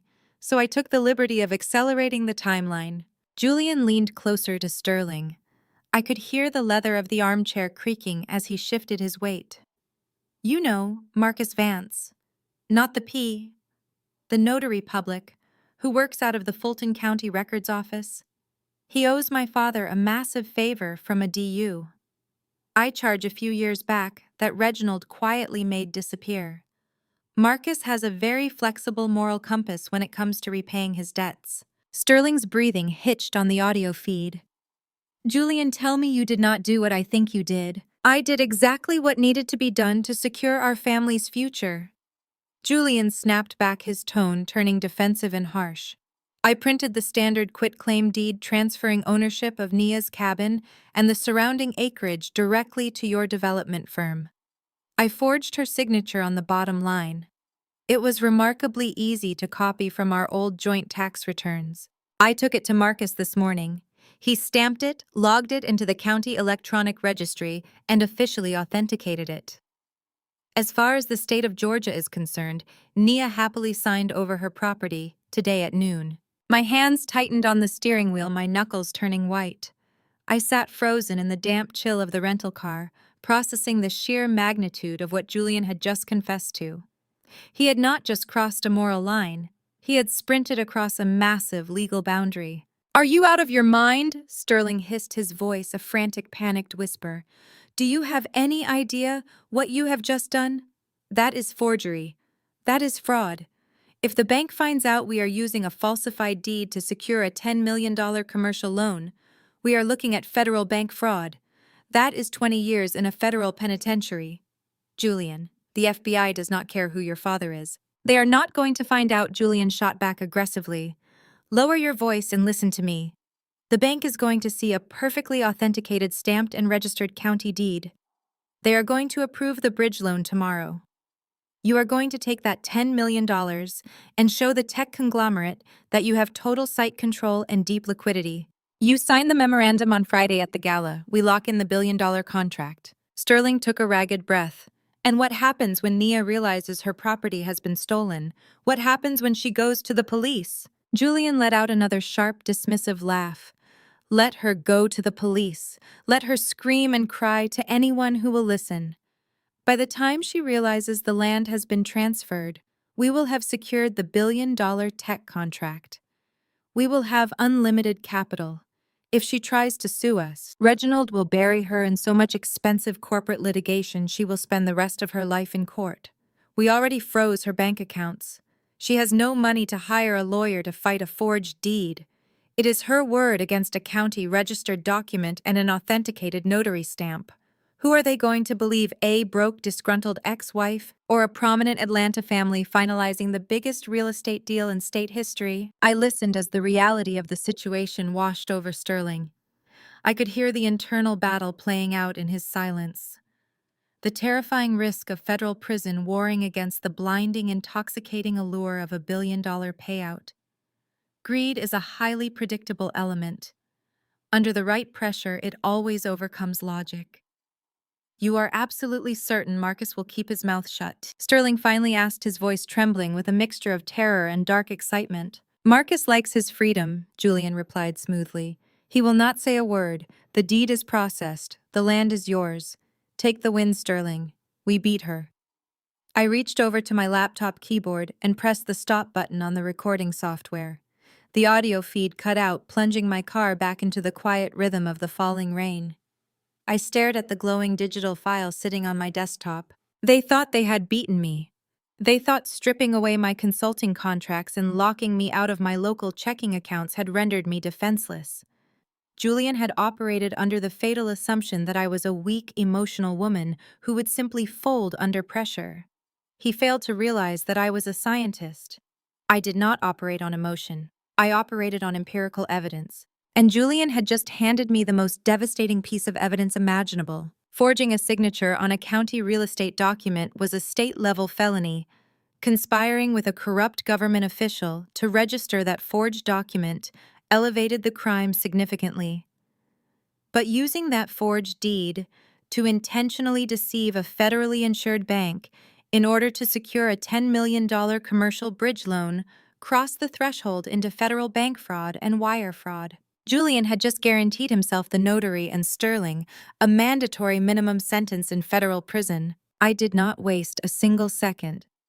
I opened my encryption software and ran the high-definition audio file through a proprietary scrambling algorithm, locking it behind a biometric firewall.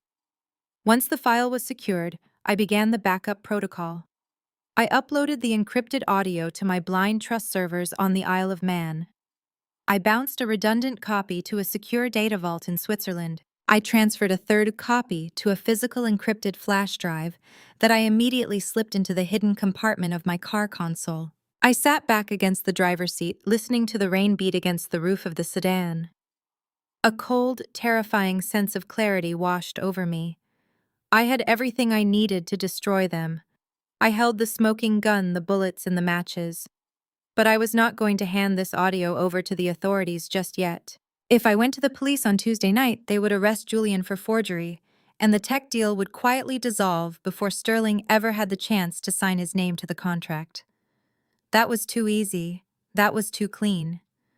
I did not just want to stop their real estate deal. I wanted them to experience the exact same public humiliation, absolute financial ruin, and total destruction they had so happily planned for me. I wanted Sterling to stand on a stage in front of the entire city and publicly tie his firm, his reputation, and his personal liberty to a fraudulent loan and a stolen piece of land. I wanted the tech conglomerate to see the absolute corruption of the family they were dealing with. I wanted Vivian and Dominique to watch their precious, untouchable empire burn to the ground on live television. I put the car in gear and pulled out into the heavy Atlanta traffic, leaving the glow of the cigar lounge in my rearview mirror. Julian and Sterling were inside drinking expensive scotch, toasting to my impending homelessness. They had no idea that they had just poured gasoline over their own lives and handed me the detonator. That was 3 days ago. And now, walking out of the Four Seasons into the crisp autumn night, the echo of Sterling's arrogant speech still ringing in my ears, I knew the trap was finally set. The memorandum was signed. The bridge loan was cleared. The wire fraud was officially complete. The countdown had begun, and there was absolutely nothing they could do to stop it. Reginald stared at the deeds on the table. His aristocratic face had turned an ashen, sickly shade of gray. The legal ramifications of the trap were rapidly clicking into place in his highly trained mind. "You promised this man a billion-dollar development," I said, gesturing toward the furious CEO. "You signed a binding memorandum claiming you had site control, but you own an island of granite. And I own the ocean surrounding it. Your entire pitch is a geographical impossibility. Sterling staggered back from the table as if the maps had physically burned him. He bumped into Julian, who was staring at the black horseshoe on the paper with blank, uncomprehending eyes. The sheer, overwhelming reality of their failure was suffocating them. They had spent millions, they had leveraged their entire corporate structure, and they had absolutely nothing to show for it. But the geographical trap was only the beginning. The real destruction, the absolute annihilation of their family, was still sitting safely in my briefcase. The boardroom of the tech conglomerate's regional headquarters was a fortress of glass steel and suffocating tension. Hovering 50 stories above the Atlanta skyline, the room was designed to facilitate the rapid exchange of staggering amounts of capital. The polished mahogany table stretched across the center of the space like a runway. At precisely 9 o'clock, the heavy glass doors glided open. Reginald led the charge, stepping into the room with the slow, deliberate stride of a conqueror claiming his territory. He wore a bespoke charcoal suit with a crimson silk tie, his posture radiating absolute authority. Sterling followed closely behind him, clutching a thick leather portfolio containing the final acquisition contracts. The documents inside were designed to legally transfer $100 million into his development firm's holding accounts before the end of the business day. Julian brought up the rear, checking his reflection in the glass walls, a smug and relaxed smile plastered across his face. They took their seats on one side of the mahogany table, spreading out their documents and expensive fountain pens. Julian leaned back and crossed his legs, joking about how flawlessly the weekend had gone. He bragged that the bank had already authorized the $10 million bridge loan. Sterling nodded eagerly, confirming that the funds were actively sitting in their operating account, providing the exact proof of liquidity the tech conglomerate required.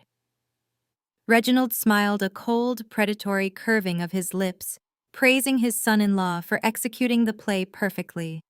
They honestly believed they were untouchable. They were completely oblivious to the digital guillotine suspended directly above their necks. At 9:15, the heavy double doors at the far end of the boardroom swung open. Sterling immediately stood up, buttoning his suit jacket and extending his hand, ready to deliver his practiced, charismatic pitch. The greeting died in his throat. The CEO of the tech conglomerate did not walk into the room with a smile. He strode through the doorway with a face like thunder. His jaw was locked tight, his eyes burning with a cold, contained fury that instantly sucked the oxygen out of the massive room. He did not extend his hand. He walked directly to the head of the table and stood there, gripping the back of his leather chair so tightly his knuckles turned white. But it was not the CEO's fury that caused Reginald to freeze. It was the people walking in directly behind him. I stepped into the boardroom. I was not wearing an emerald silk gown or playing the part of the gracious, quiet wife. I wore a razor-sharp tailored black blazer and a matching skirt, my hair pulled back tightly, my expression completely devoid of emotion. I carried a sleek black leather briefcase in my right hand. Flanking me on either side were two men in dark, severe suits. They were not local Atlanta attorneys. They were federal real estate litigators from a ruthless Washington firm specialists in uncovering massive corporate fraud, and they looked at Julian and Sterling like wolves analyzing injured prey. The silence in the room was absolute and heavy. Sterling's hand dropped slowly to his side. Julian's smug smile vanished, replaced by a look of sheer, uncomprehending shock. Reginald was the first to recover his voice, his aristocratic composure cracking as his face flushed with sudden, violent anger. "What is the meaning of this?" Reginald demanded, slamming his palm flat against the mahogany table. He glared at the CEO, pointing a trembling finger in my direction. "This woman has no business being on this floor. She is a disgruntled, mentally unstable ex-wife who is currently under a legal injunction.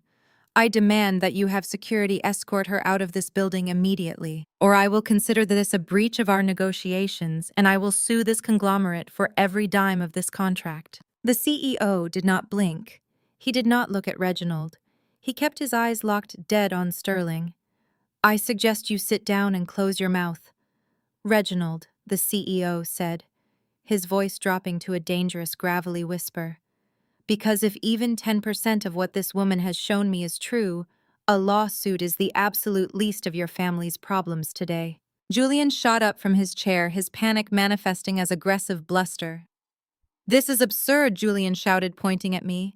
"She is lying to you. Whatever she sent you, whatever she said, it is a desperate fabrication. She is broke. Her accounts are frozen. She is just trying to sabotage my family because she is bitter about the divorce. Call security and throw her out before she ruins this deal." I did not wait for the CEO to respond. I stepped forward, bypassing the posturing men completely, and walked directly to the center of the mahogany table. I laid my leather briefcase flat on the polished wood. I flicked the twin brass latches. The sharp metallic clicks echoed through the boardroom like gunshots. "I am not here to ruin your deal, Julian," I stated, my voice echoing clearly off the glass walls. "I am here to explain the geography of your impending bankruptcy." I reached into the briefcase and pulled out a dense spiral-bound technical report, dropping it onto the mahogany surface with a heavy thud. "You did not just buy useless land, Sterling," I said, my voice cutting through the thick silence of the boardroom like a scalpel. "You bought a ticking geological time bomb." I opened the report and turned the binder to face the CEO. The pages were filled with complex seismic wave readouts and subterranean density charts. The acreage Sterling's development firm acquired is situated directly over the linear subfault, I explained, maintaining a cold academic precision. The topsoil looks perfectly viable to a layman. But 40 feet below the surface, the limestone bedrock is highly porous and actively dissolving. It is a massive, naturally occurring sinkhole waiting to happen. If you were to construct a 1,000,000-square-foot data center on that specific footprint, the sheer physical weight of the concrete and steel would inevitably fracture the compromised limestone crust. Sterling wiped a bead of sweat from his forehead. His breathing was shallow and erratic. "That is a lie," he stammered, his voice cracking. "We had surveyors out there. We had engineers look at the plots." "You hired commercial contractors who took core samples at 20 feet, I corrected him smoothly. "I am a structural geoscientist. I took my scans at 200 feet.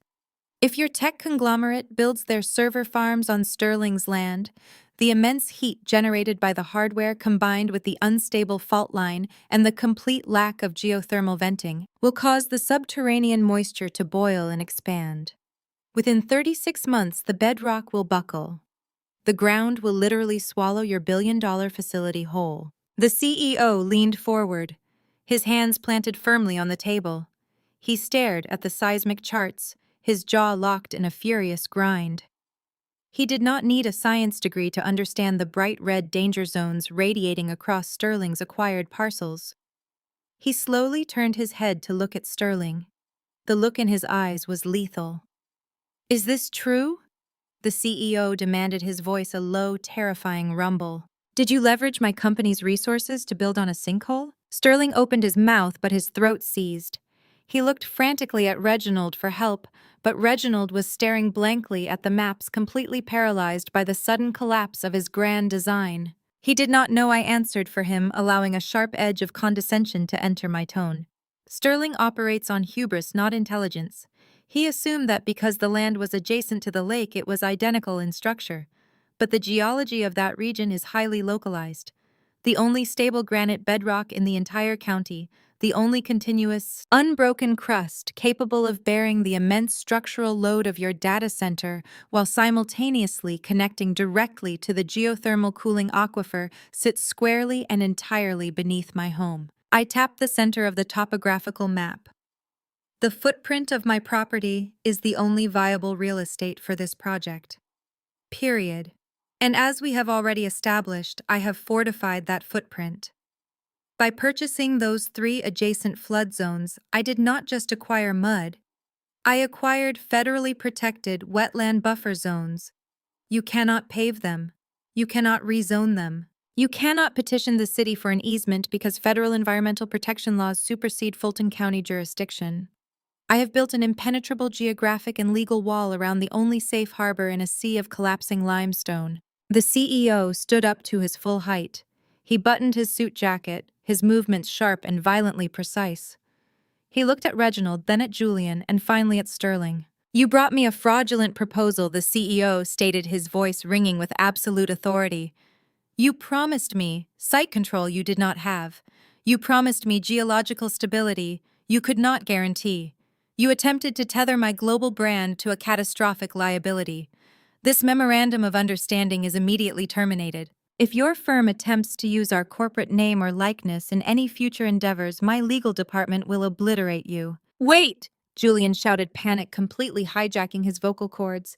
You cannot back out now. We have the bridge loan. We have the capital. The bank approved the $10 million based on our collateral. We own the central lot. We have the quitclaim deed registered with the county. She is lying about owning the center. We have the legal documents. I smiled. It was the moment I had been waiting for, the final fatal misstep. I closed the geological report and stepped back from the table, allowing the two federal litigators to step forward into the light. The taller of the two men, a sharp-featured attorney with predatory eyes, placed a small digital audio recorder and a stack of printed transcripts onto the mahogany wood. You might be wondering why I brought federal litigators to a real estate dispute, I said, addressing the room but keeping my eyes locked on Julian. You just claimed you have a registered quitclaim deed. You just claimed you used that deed to secure a $10 million commercial bridge loan from a federally insured bank. Julian froze. The blood completely drained from his face. His confident posture crumbled, replaced by the instinctual terror of a man who suddenly realized he was standing on a landmine. 3 days ago, I continued, my voice echoing like a gavel striking a block. I sat outside the Oak Room in Buckhead. I hired a former federal agent to sit inside the lounge. He carried a military-grade directional microphone. I listened as you and Sterling drank expensive scotch and celebrated your brilliant plan to bypass my ownership of the land. I reached down and pressed play on the digital recorder. Julian's voice, crisp and unmistakably arrogant, filled the quiet boardroom. I printed the standard quitclaim deed transferring ownership of Nia's cabin and the surrounding acreage directly to your development firm. I forged her signature on the bottom line. I took it to Marcus this morning. He stamped it, logged it into the county electronic registry, and officially authenticated it. The recording continued, capturing Sterling's panicked realization and Julian's subsequent boasting about using Reginald's corrupt connections to push the fraudulent document through the system. I let the audio run just long enough to capture Julian explicitly detailing his plan to use the forged deed to secure the $10 million federal bridge loan. Then I hit stop. The silence that followed was apocalyptic. Reginald gripped the edge of the table, his chest heaving as he struggled to draw breath.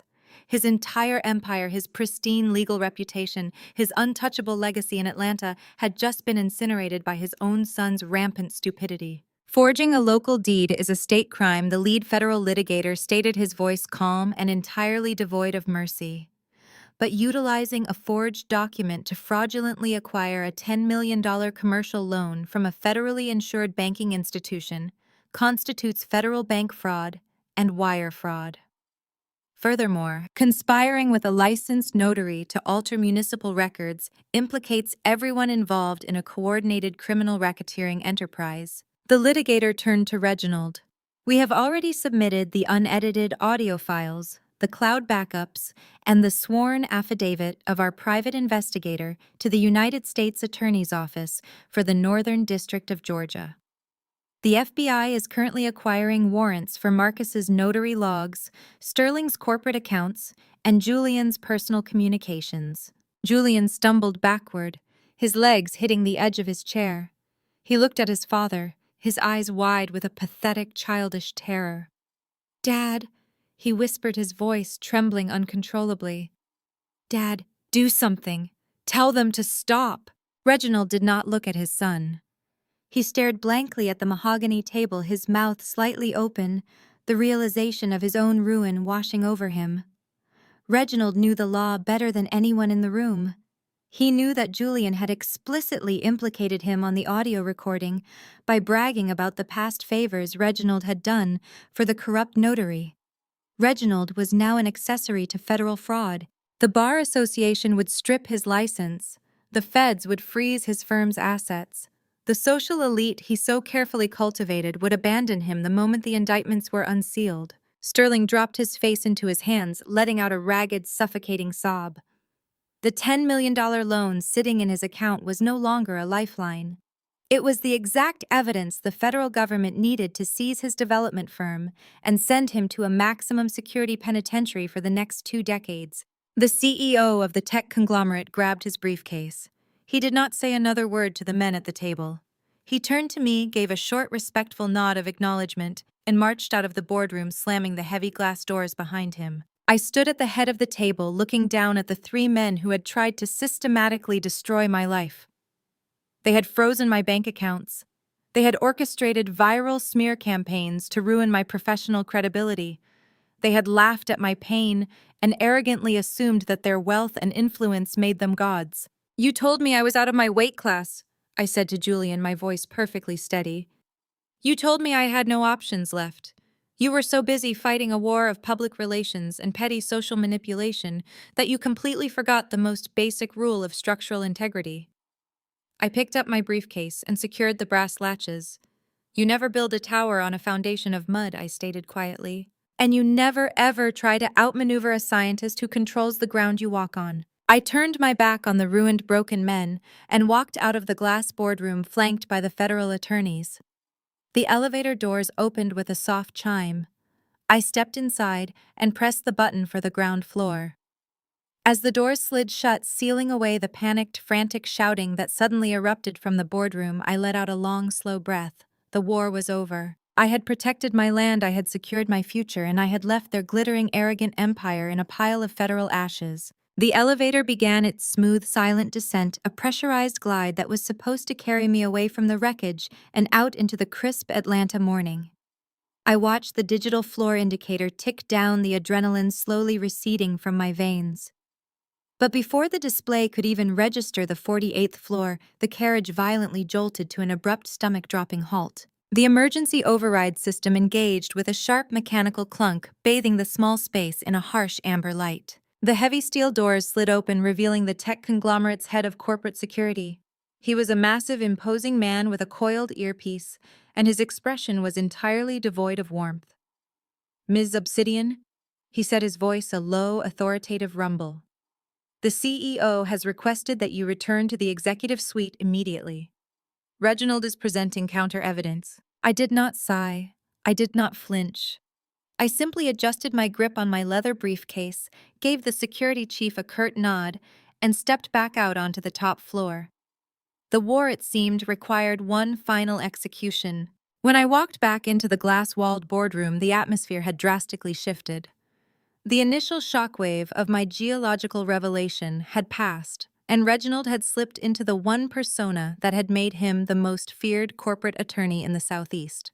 He was in full survival mode.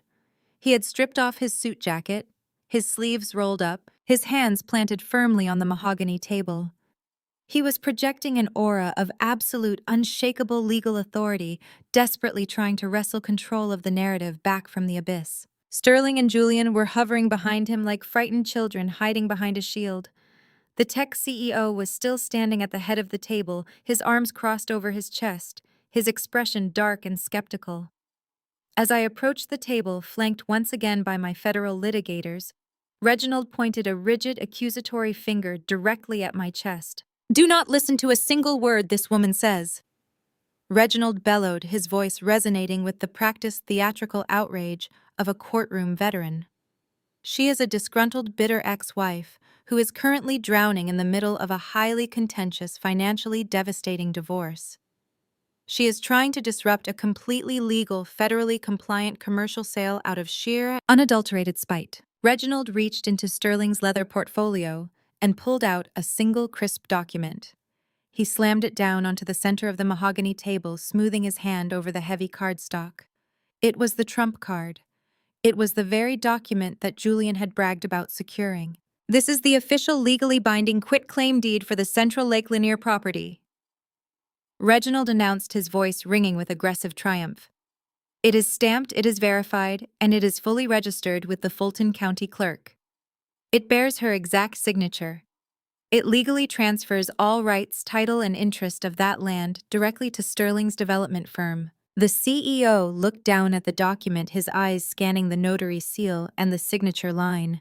Reginald pressed his advantage, leaning closer to the tech magnate. That digital audio she played for you earlier was a complete fabrication, Reginald insisted, his tone dripping with condescension. We live in an era of artificial intelligence and deepfakes.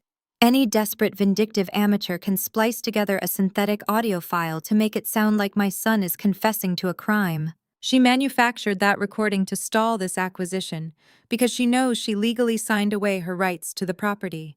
Look at the paper. Look at the county seal. This is empirical, undeniable legal proof of site control. She has nothing but a fabricated tape and a vendetta. Julian puffed out his chest, emboldened by his father's aggressive defense. She is crazy, Julian chimed in, his voice cracking slightly. She has been trying to extort us for months. You cannot let her derail a billion-dollar infrastructure project with a fake recording. Sterling nodded vigorously, sweat beading on his forehead. The bank verified it, he pleaded, looking at the CEO. The federal underwriters verified the deed. It is real. We own the land. The tech CEO slowly lifted his gaze from the document and looked at me. The silence in the room was suffocating, thick with the smell of expensive cologne and desperate fear. Reginald stood tall, a smug, victorious sneer beginning to form on his lips.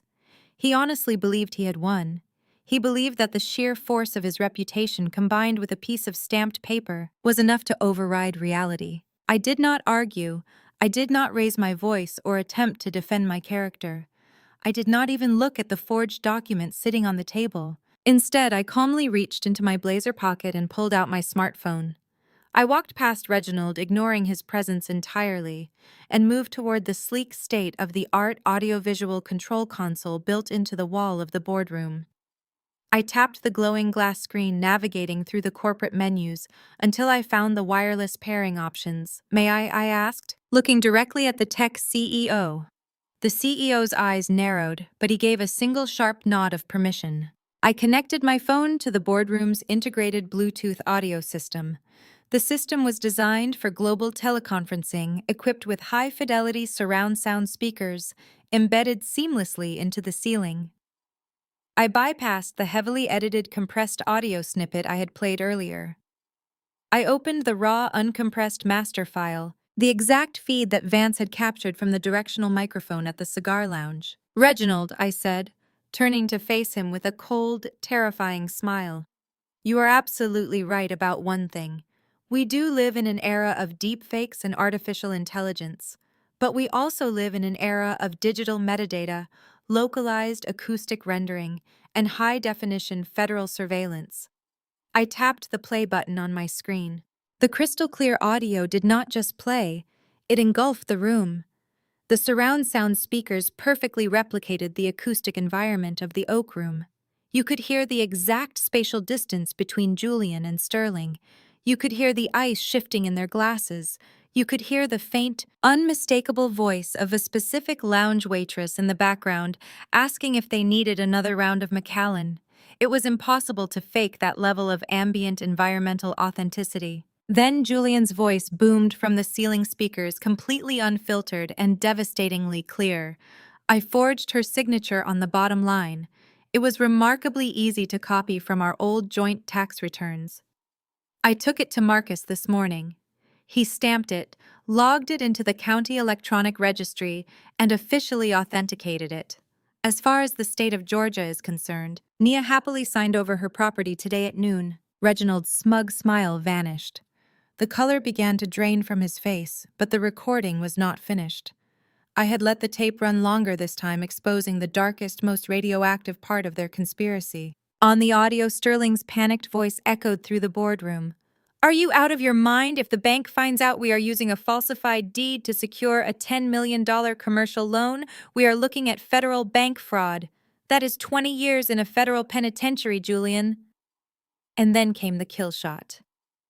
Julian's arrogant, dismissive laughter filled the room, followed by the words that would officially end his father's career. They are not going to find out, Julian's voice bragged from the speakers. Marcus owes my father a massive favor from a DU. I charge a few years back that Reginald quietly made disappear.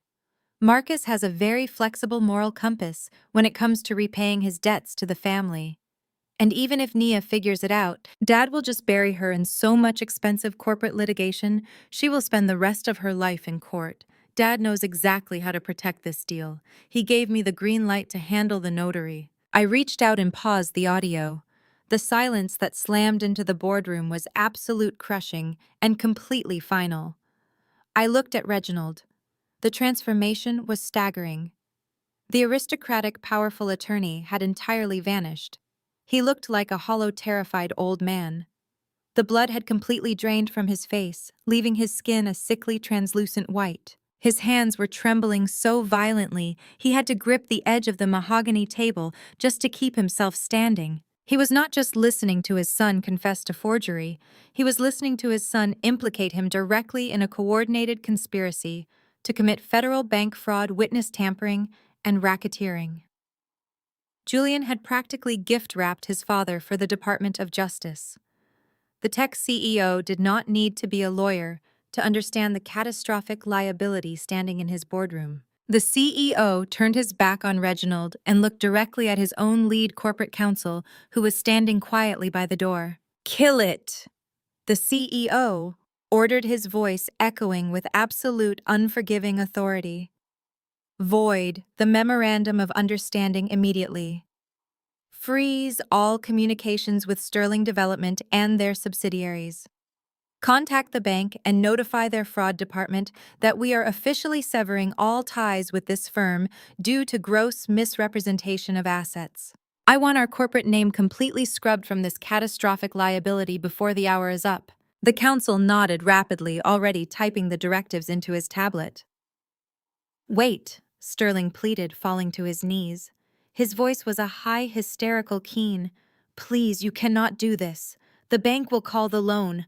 My firm will go bankrupt. We will lose everything. Please, I can fix this. I can find another site." The CEO looked down at Sterling with an expression of total disgust. "You do not have a firm anymore," he said coldly. "You have a crime scene. Do not ever attempt to contact this company again." The CEO turned, picked up his briefcase, and walked out of the room, leaving the shattered remains of the empire in his wake. I disconnected my phone from the Bluetooth system and slipped it back into my pocket. The two federal litigators standing beside me began packing up their files, their expressions completely neutral. The trap had snapped shut with flawless precision. Julian was hyperventilating, backing away from the table and pressing himself against the glass wall of the boardroom. He looked at his father, his eyes wide and leaking tears of sheer panic. "Dad," Julian whispered, his voice trembling uncontrollably. "Dad, I am sorry. I thought it would work. You said we could handle her. You said she was weak." Reginald slowly lifted his head and looked at his son. There was no love in his eyes. There was no paternal protection. There was only the dead, vacant stare of a man who had just realized his entire legacy, his prestigious law firm, his wealth, and his freedom had been entirely annihilated by the very arrogance he had instilled in his children. I picked up my briefcase and snapped the brass latches shut. The sharp clicks caused Julian to flinch. "You told me I did not belong in your world, Reginald," I said, my voice calm, even, and totally devoid of sympathy. "You told me I was nothing but a temporary inconvenience. You spent years treating people like disposable assets, assuming your money and your connections made you completely immune to consequence." I walked toward the door, my heels clicking a steady rhythmic cadence against the hardwood floor. I paused just before exiting and looked back at the three men. They were frozen in a tableau of absolute ruin. Sterling sobbing on the floor, Julian shaking against the glass, Reginald staring into the void. "I am a scientist, Reginald," I stated, my tone dropping to a cold clinical whisper. "I study systems, I study pressure, and I know exactly where to apply force to make a corrupt structure collapse under its own weight. Enjoy the federal indictments." I turned and walked out of the boardroom. The heavy glass doors slid shut behind me, sealing the toxic, suffocating panic inside. The air in the hallway felt incredibly light. I pressed the button for the elevator, watching the digital numbers begin their ascent. The mud they had dragged me through had finally washed away, and I was stepping out into a future that belonged entirely undeniably to me. But true eradication requires zero loose ends. The elevator arrived with a soft chime, its polished silver doors sliding open to offer a clean, effortless escape. I stared into the empty carriage for a fraction of a second.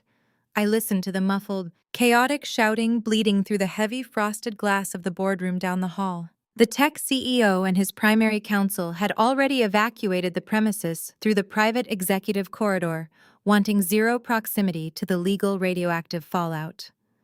As he passed me in the lobby moments earlier, the CEO's lead attorney had paused, checked his watch, and quietly informed me that building security would be conducting a sweep in exactly 10 minutes. 10 minutes to handle my private family business before the entire floor was locked down and the corporate authorities intervened. I let the elevator doors slide shut. The digital indicator above the frame went dark. I adjusted the grip on my leather briefcase, turned on my heel, and walked back toward the slaughterhouse. When I pushed the heavy glass doors open and stepped back into the boardroom, the shouting instantly died. The three men jerked their heads toward me, their faces pale and slick with panicked sweat. The federal litigators had stepped out into the hall to maintain a perimeter, leaving me completely alone with Reginald Sterling and Julian. The power dynamic in the room had fundamentally inverted. The predators were now cornered, bleeding and desperately waiting for the final blow. I walked back to the center of the massive mahogany table. I placed my briefcase down, snapped the brass latches open, and withdrew 3 thick, professionally bound legal folders. I did not raise my voice. I did not gloat. I spoke with the icy mechanical precision of a surgeon preparing to amputate. You have exactly 8 minutes before the tech conglomerate's security team sweeps this floor and hands the physical premises over to the authorities, I announced, my voice slicing through the heavy, stagnant air. You have 2 options. Option A is that I walk out of this building, hand the unedited audio files to the federal litigators waiting in the hallway, and watch the FBI dismantle your lives before sunset. Option B is that you meet my exact terms right here, right now. If you do, the audio file remains locked in my offshore vault, and you get to walk out of this building as free men. Ruined, but free. Reginald swallowed hard. His throat clicked audibly in the quiet room. What are your terms? He asked, his voice entirely stripped of its former aristocratic arrogance. It was the raspy, hollow croak of a broken man. I slid the first heavy legal folder across the polished wood. It came to a stop directly in front of Julian. We will start with the husband of the year, I said, staring into Julian's wide, terrified eyes. Open it. Julian's hands were shaking so violently he could barely grasp the cover. He fumbled with the heavy cardstock, flipping it open to reveal a stack of densely typed legal decrees. That is a globally binding irrevocable asset relinquishment agreement, I explained, pacing slowly behind my chair. You are going to sign away every single right claim and future entitlement to any marital assets we currently dispute. You will authorize the immediate lifting of the freeze on all of my personal and business checking accounts. You will transfer the entirety of your liquid stock portfolio into my primary holding account by close of business today as restitution for financial abuse. You will walk away from this divorce with nothing but the clothes on your back and the car you drove here in. Julian looked up, his face contorted in a mix of indignation and horror. Nia, that is everything, he stammered, a pathetic whine edging into his voice. That is my entire personal net worth. I will not have a dime to my name. You cannot leave me with absolutely nothing. I leaned over the table, bracing my weight on my hands, bringing my face inches from his. You forged my signature on a county document to steal my home, Julian. I am giving you the extraordinary privilege of choosing poverty over a federal prison cell. Pick up the pen. Julian looked to his father for intervention, a desperate, silent plea for a legal loophole or a rescue strategy. Reginald did not even look at him. Reginald kept his eyes locked on the mahogany grain, his posture rigid with defeat. With a ragged, breathless sob, Julian picked up the heavy gold fountain pen sitting on the table. His hand trembled as he dragged the ink across the signature lines, authorizing his own total financial ruin. He signed document after document, tearing through the pages with frantic, terrified speed. When he finished, he pushed the folder back toward me, burying his face in his hands, completely broken. I ignored his crying. I slid the second folder across the table, aiming it precisely at Sterling. It hit his portfolio with a sharp thwack. Sterling flinched, his eyes darting frantically from the folder to my face. "Your turn, Sterling," I said, my voice maintaining its flat, relentless cadence. "You attempted to use my property to secure a billion-dollar development deal. You lied to investors, you lied to the bank, and you conspired to commit federal wire fraud. Your firm is effectively dead.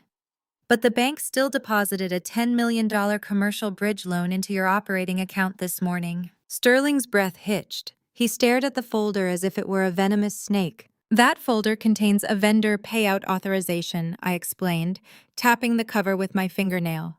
"It dictates that Obsidian Lithos LLC, my company, provided emergency, high-level environmental and geological consulting services to your firm over the past 72 hours. The cost of those highly specialized consulting fees is exactly $10 million.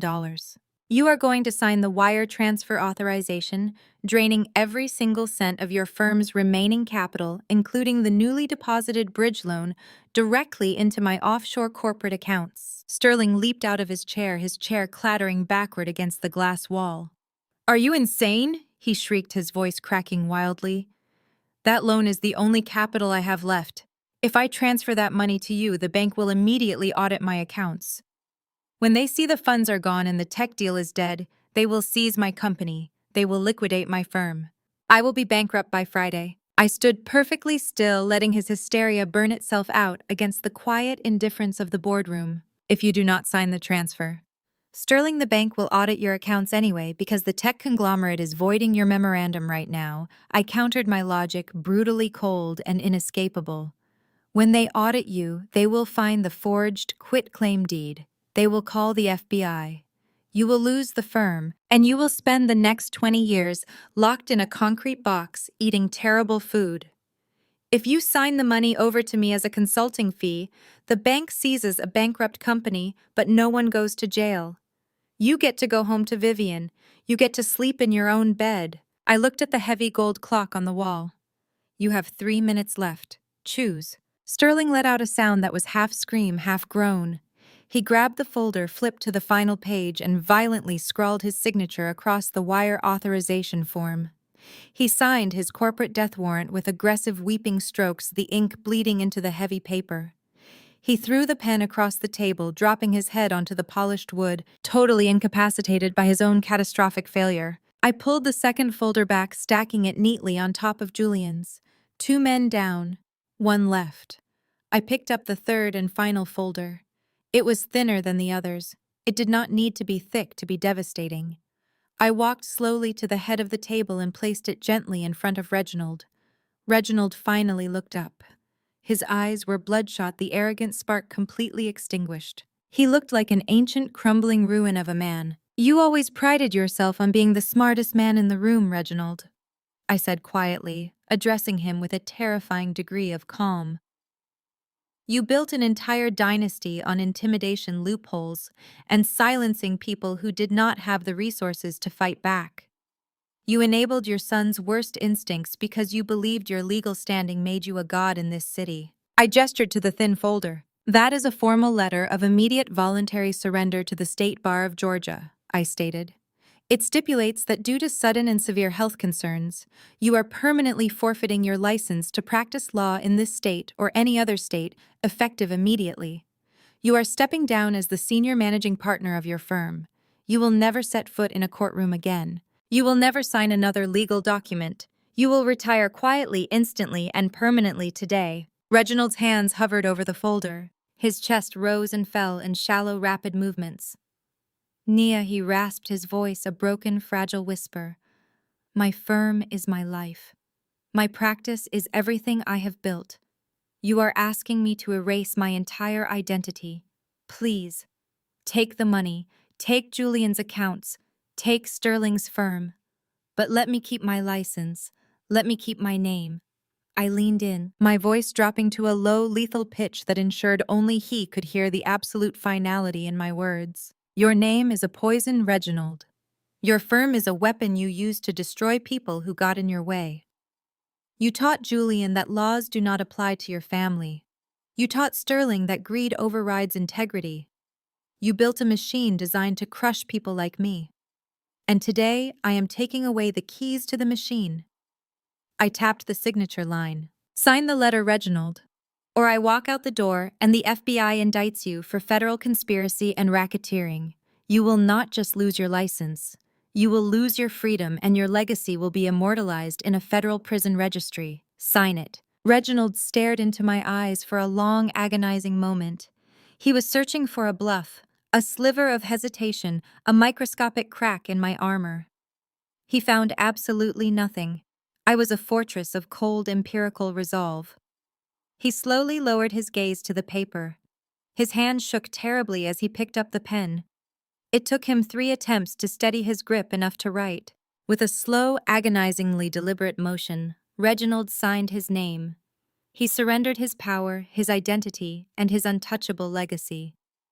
The stroke of his pen was the final defining collapse of the empire. I reached out and pulled the folder from his trembling hands. I stacked it on top of the others, squared the edges of the heavy paper, and placed them meticulously back into my leather briefcase. I snapped the twin brass latches shut. The sharp clicks echoed with absolute finality. I stood up straight, smoothing the lapels of my blazer. I looked down the length of the magnificent mahogany table. Julian was silently weeping into his hands. Sterling was curled inwards, staring blankly at the floor. Reginald sat frozen like a statue of a defeated king, staring at the space where his career had just evaporated. I did not offer a parting warning. I did not deliver a final, dramatic monologue. True power does not require a monologue. It only requires execution. I turned my back on the wreckage, gripped the handle of my briefcase, and walked out of the boardroom.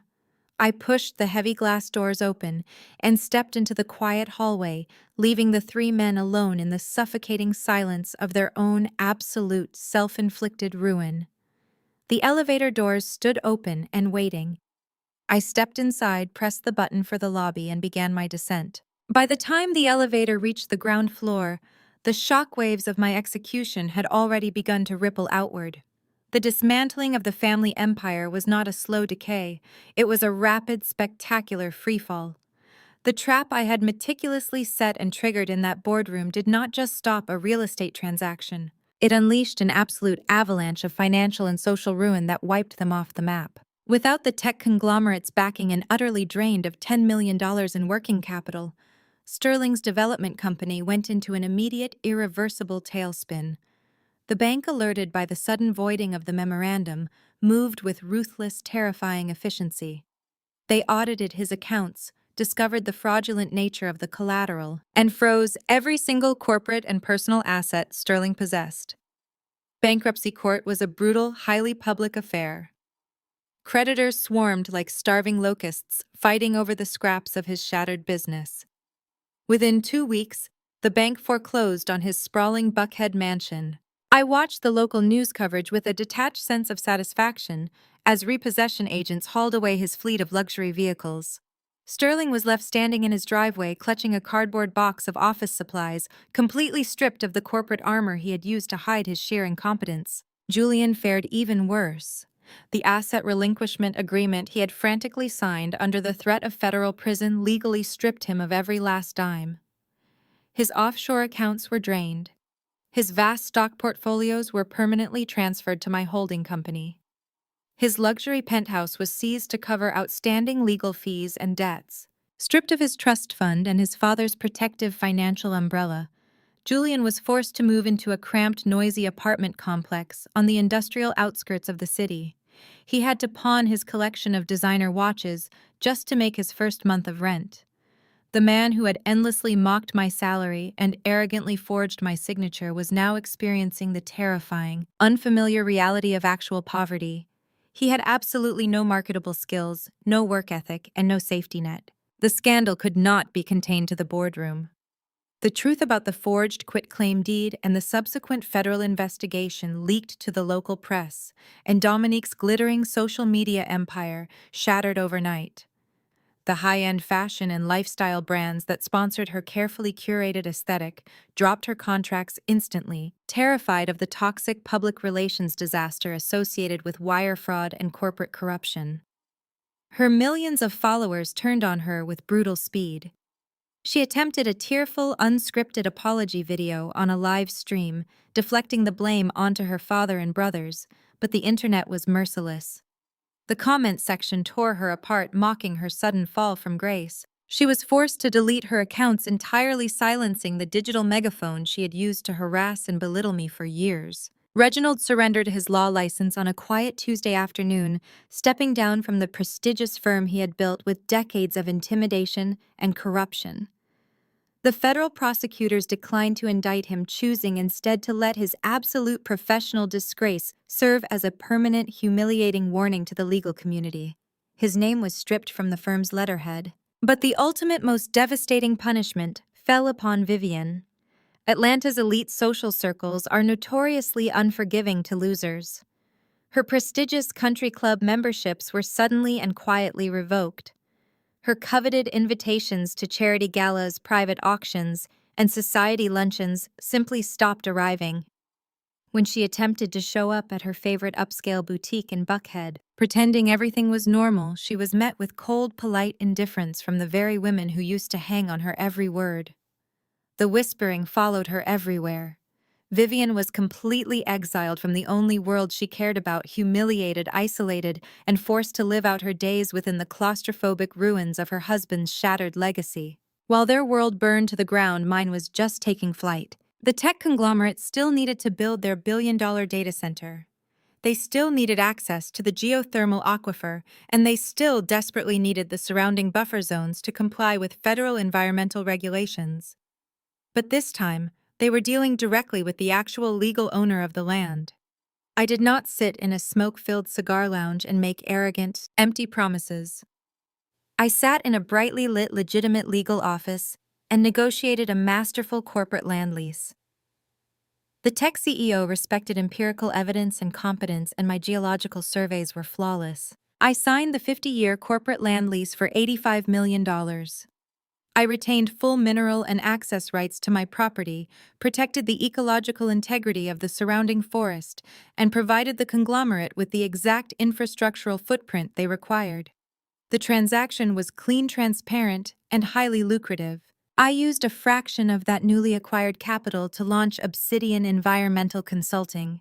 I purchased a sleek, modern commercial space in Midtown Atlanta, outfitting it with state-of-the-art technology. I hired a brilliant team of top-tier geologists, structural engineers, and environmental litigators. We specialized in identifying fraudulent commercial real estate developments and protecting vulnerable, everyday landowners from predatory corporate developers. I built an entirely new empire, but mine was rooted in empirical truth, structural integrity, and absolute accountability. A month after the lease was finalized, I stood on the private balcony of my new executive suite. I wore a perfectly tailored emerald green suit, a subtle personal nod to the night I watched Sterling dig his own grave at the gala. I leaned against the heavy glass railing, holding a steaming cup of coffee, and looked out over the sprawling Atlanta skyline. The morning sun reflected brilliantly off the surrounding skyscrapers, casting the city in a warm, golden light. The air was crisp and clean. I was no longer the isolated, underestimated wife hiding in the shadows of a toxic, manipulative family. I was wealthy beyond comprehension. I was professionally untouchable. I was entirely, completely free. I took a slow sip of my coffee, feeling the warmth spread through my chest, ready to conquer whatever challenge came next. They thought they could bury me under their lies and their money, but they forgot one thing. I'm a geologist. I know exactly how to handle the dirt. Have you ever had a toxic family member try to take what's yours? How did you fight back? Drop your story in the comments below.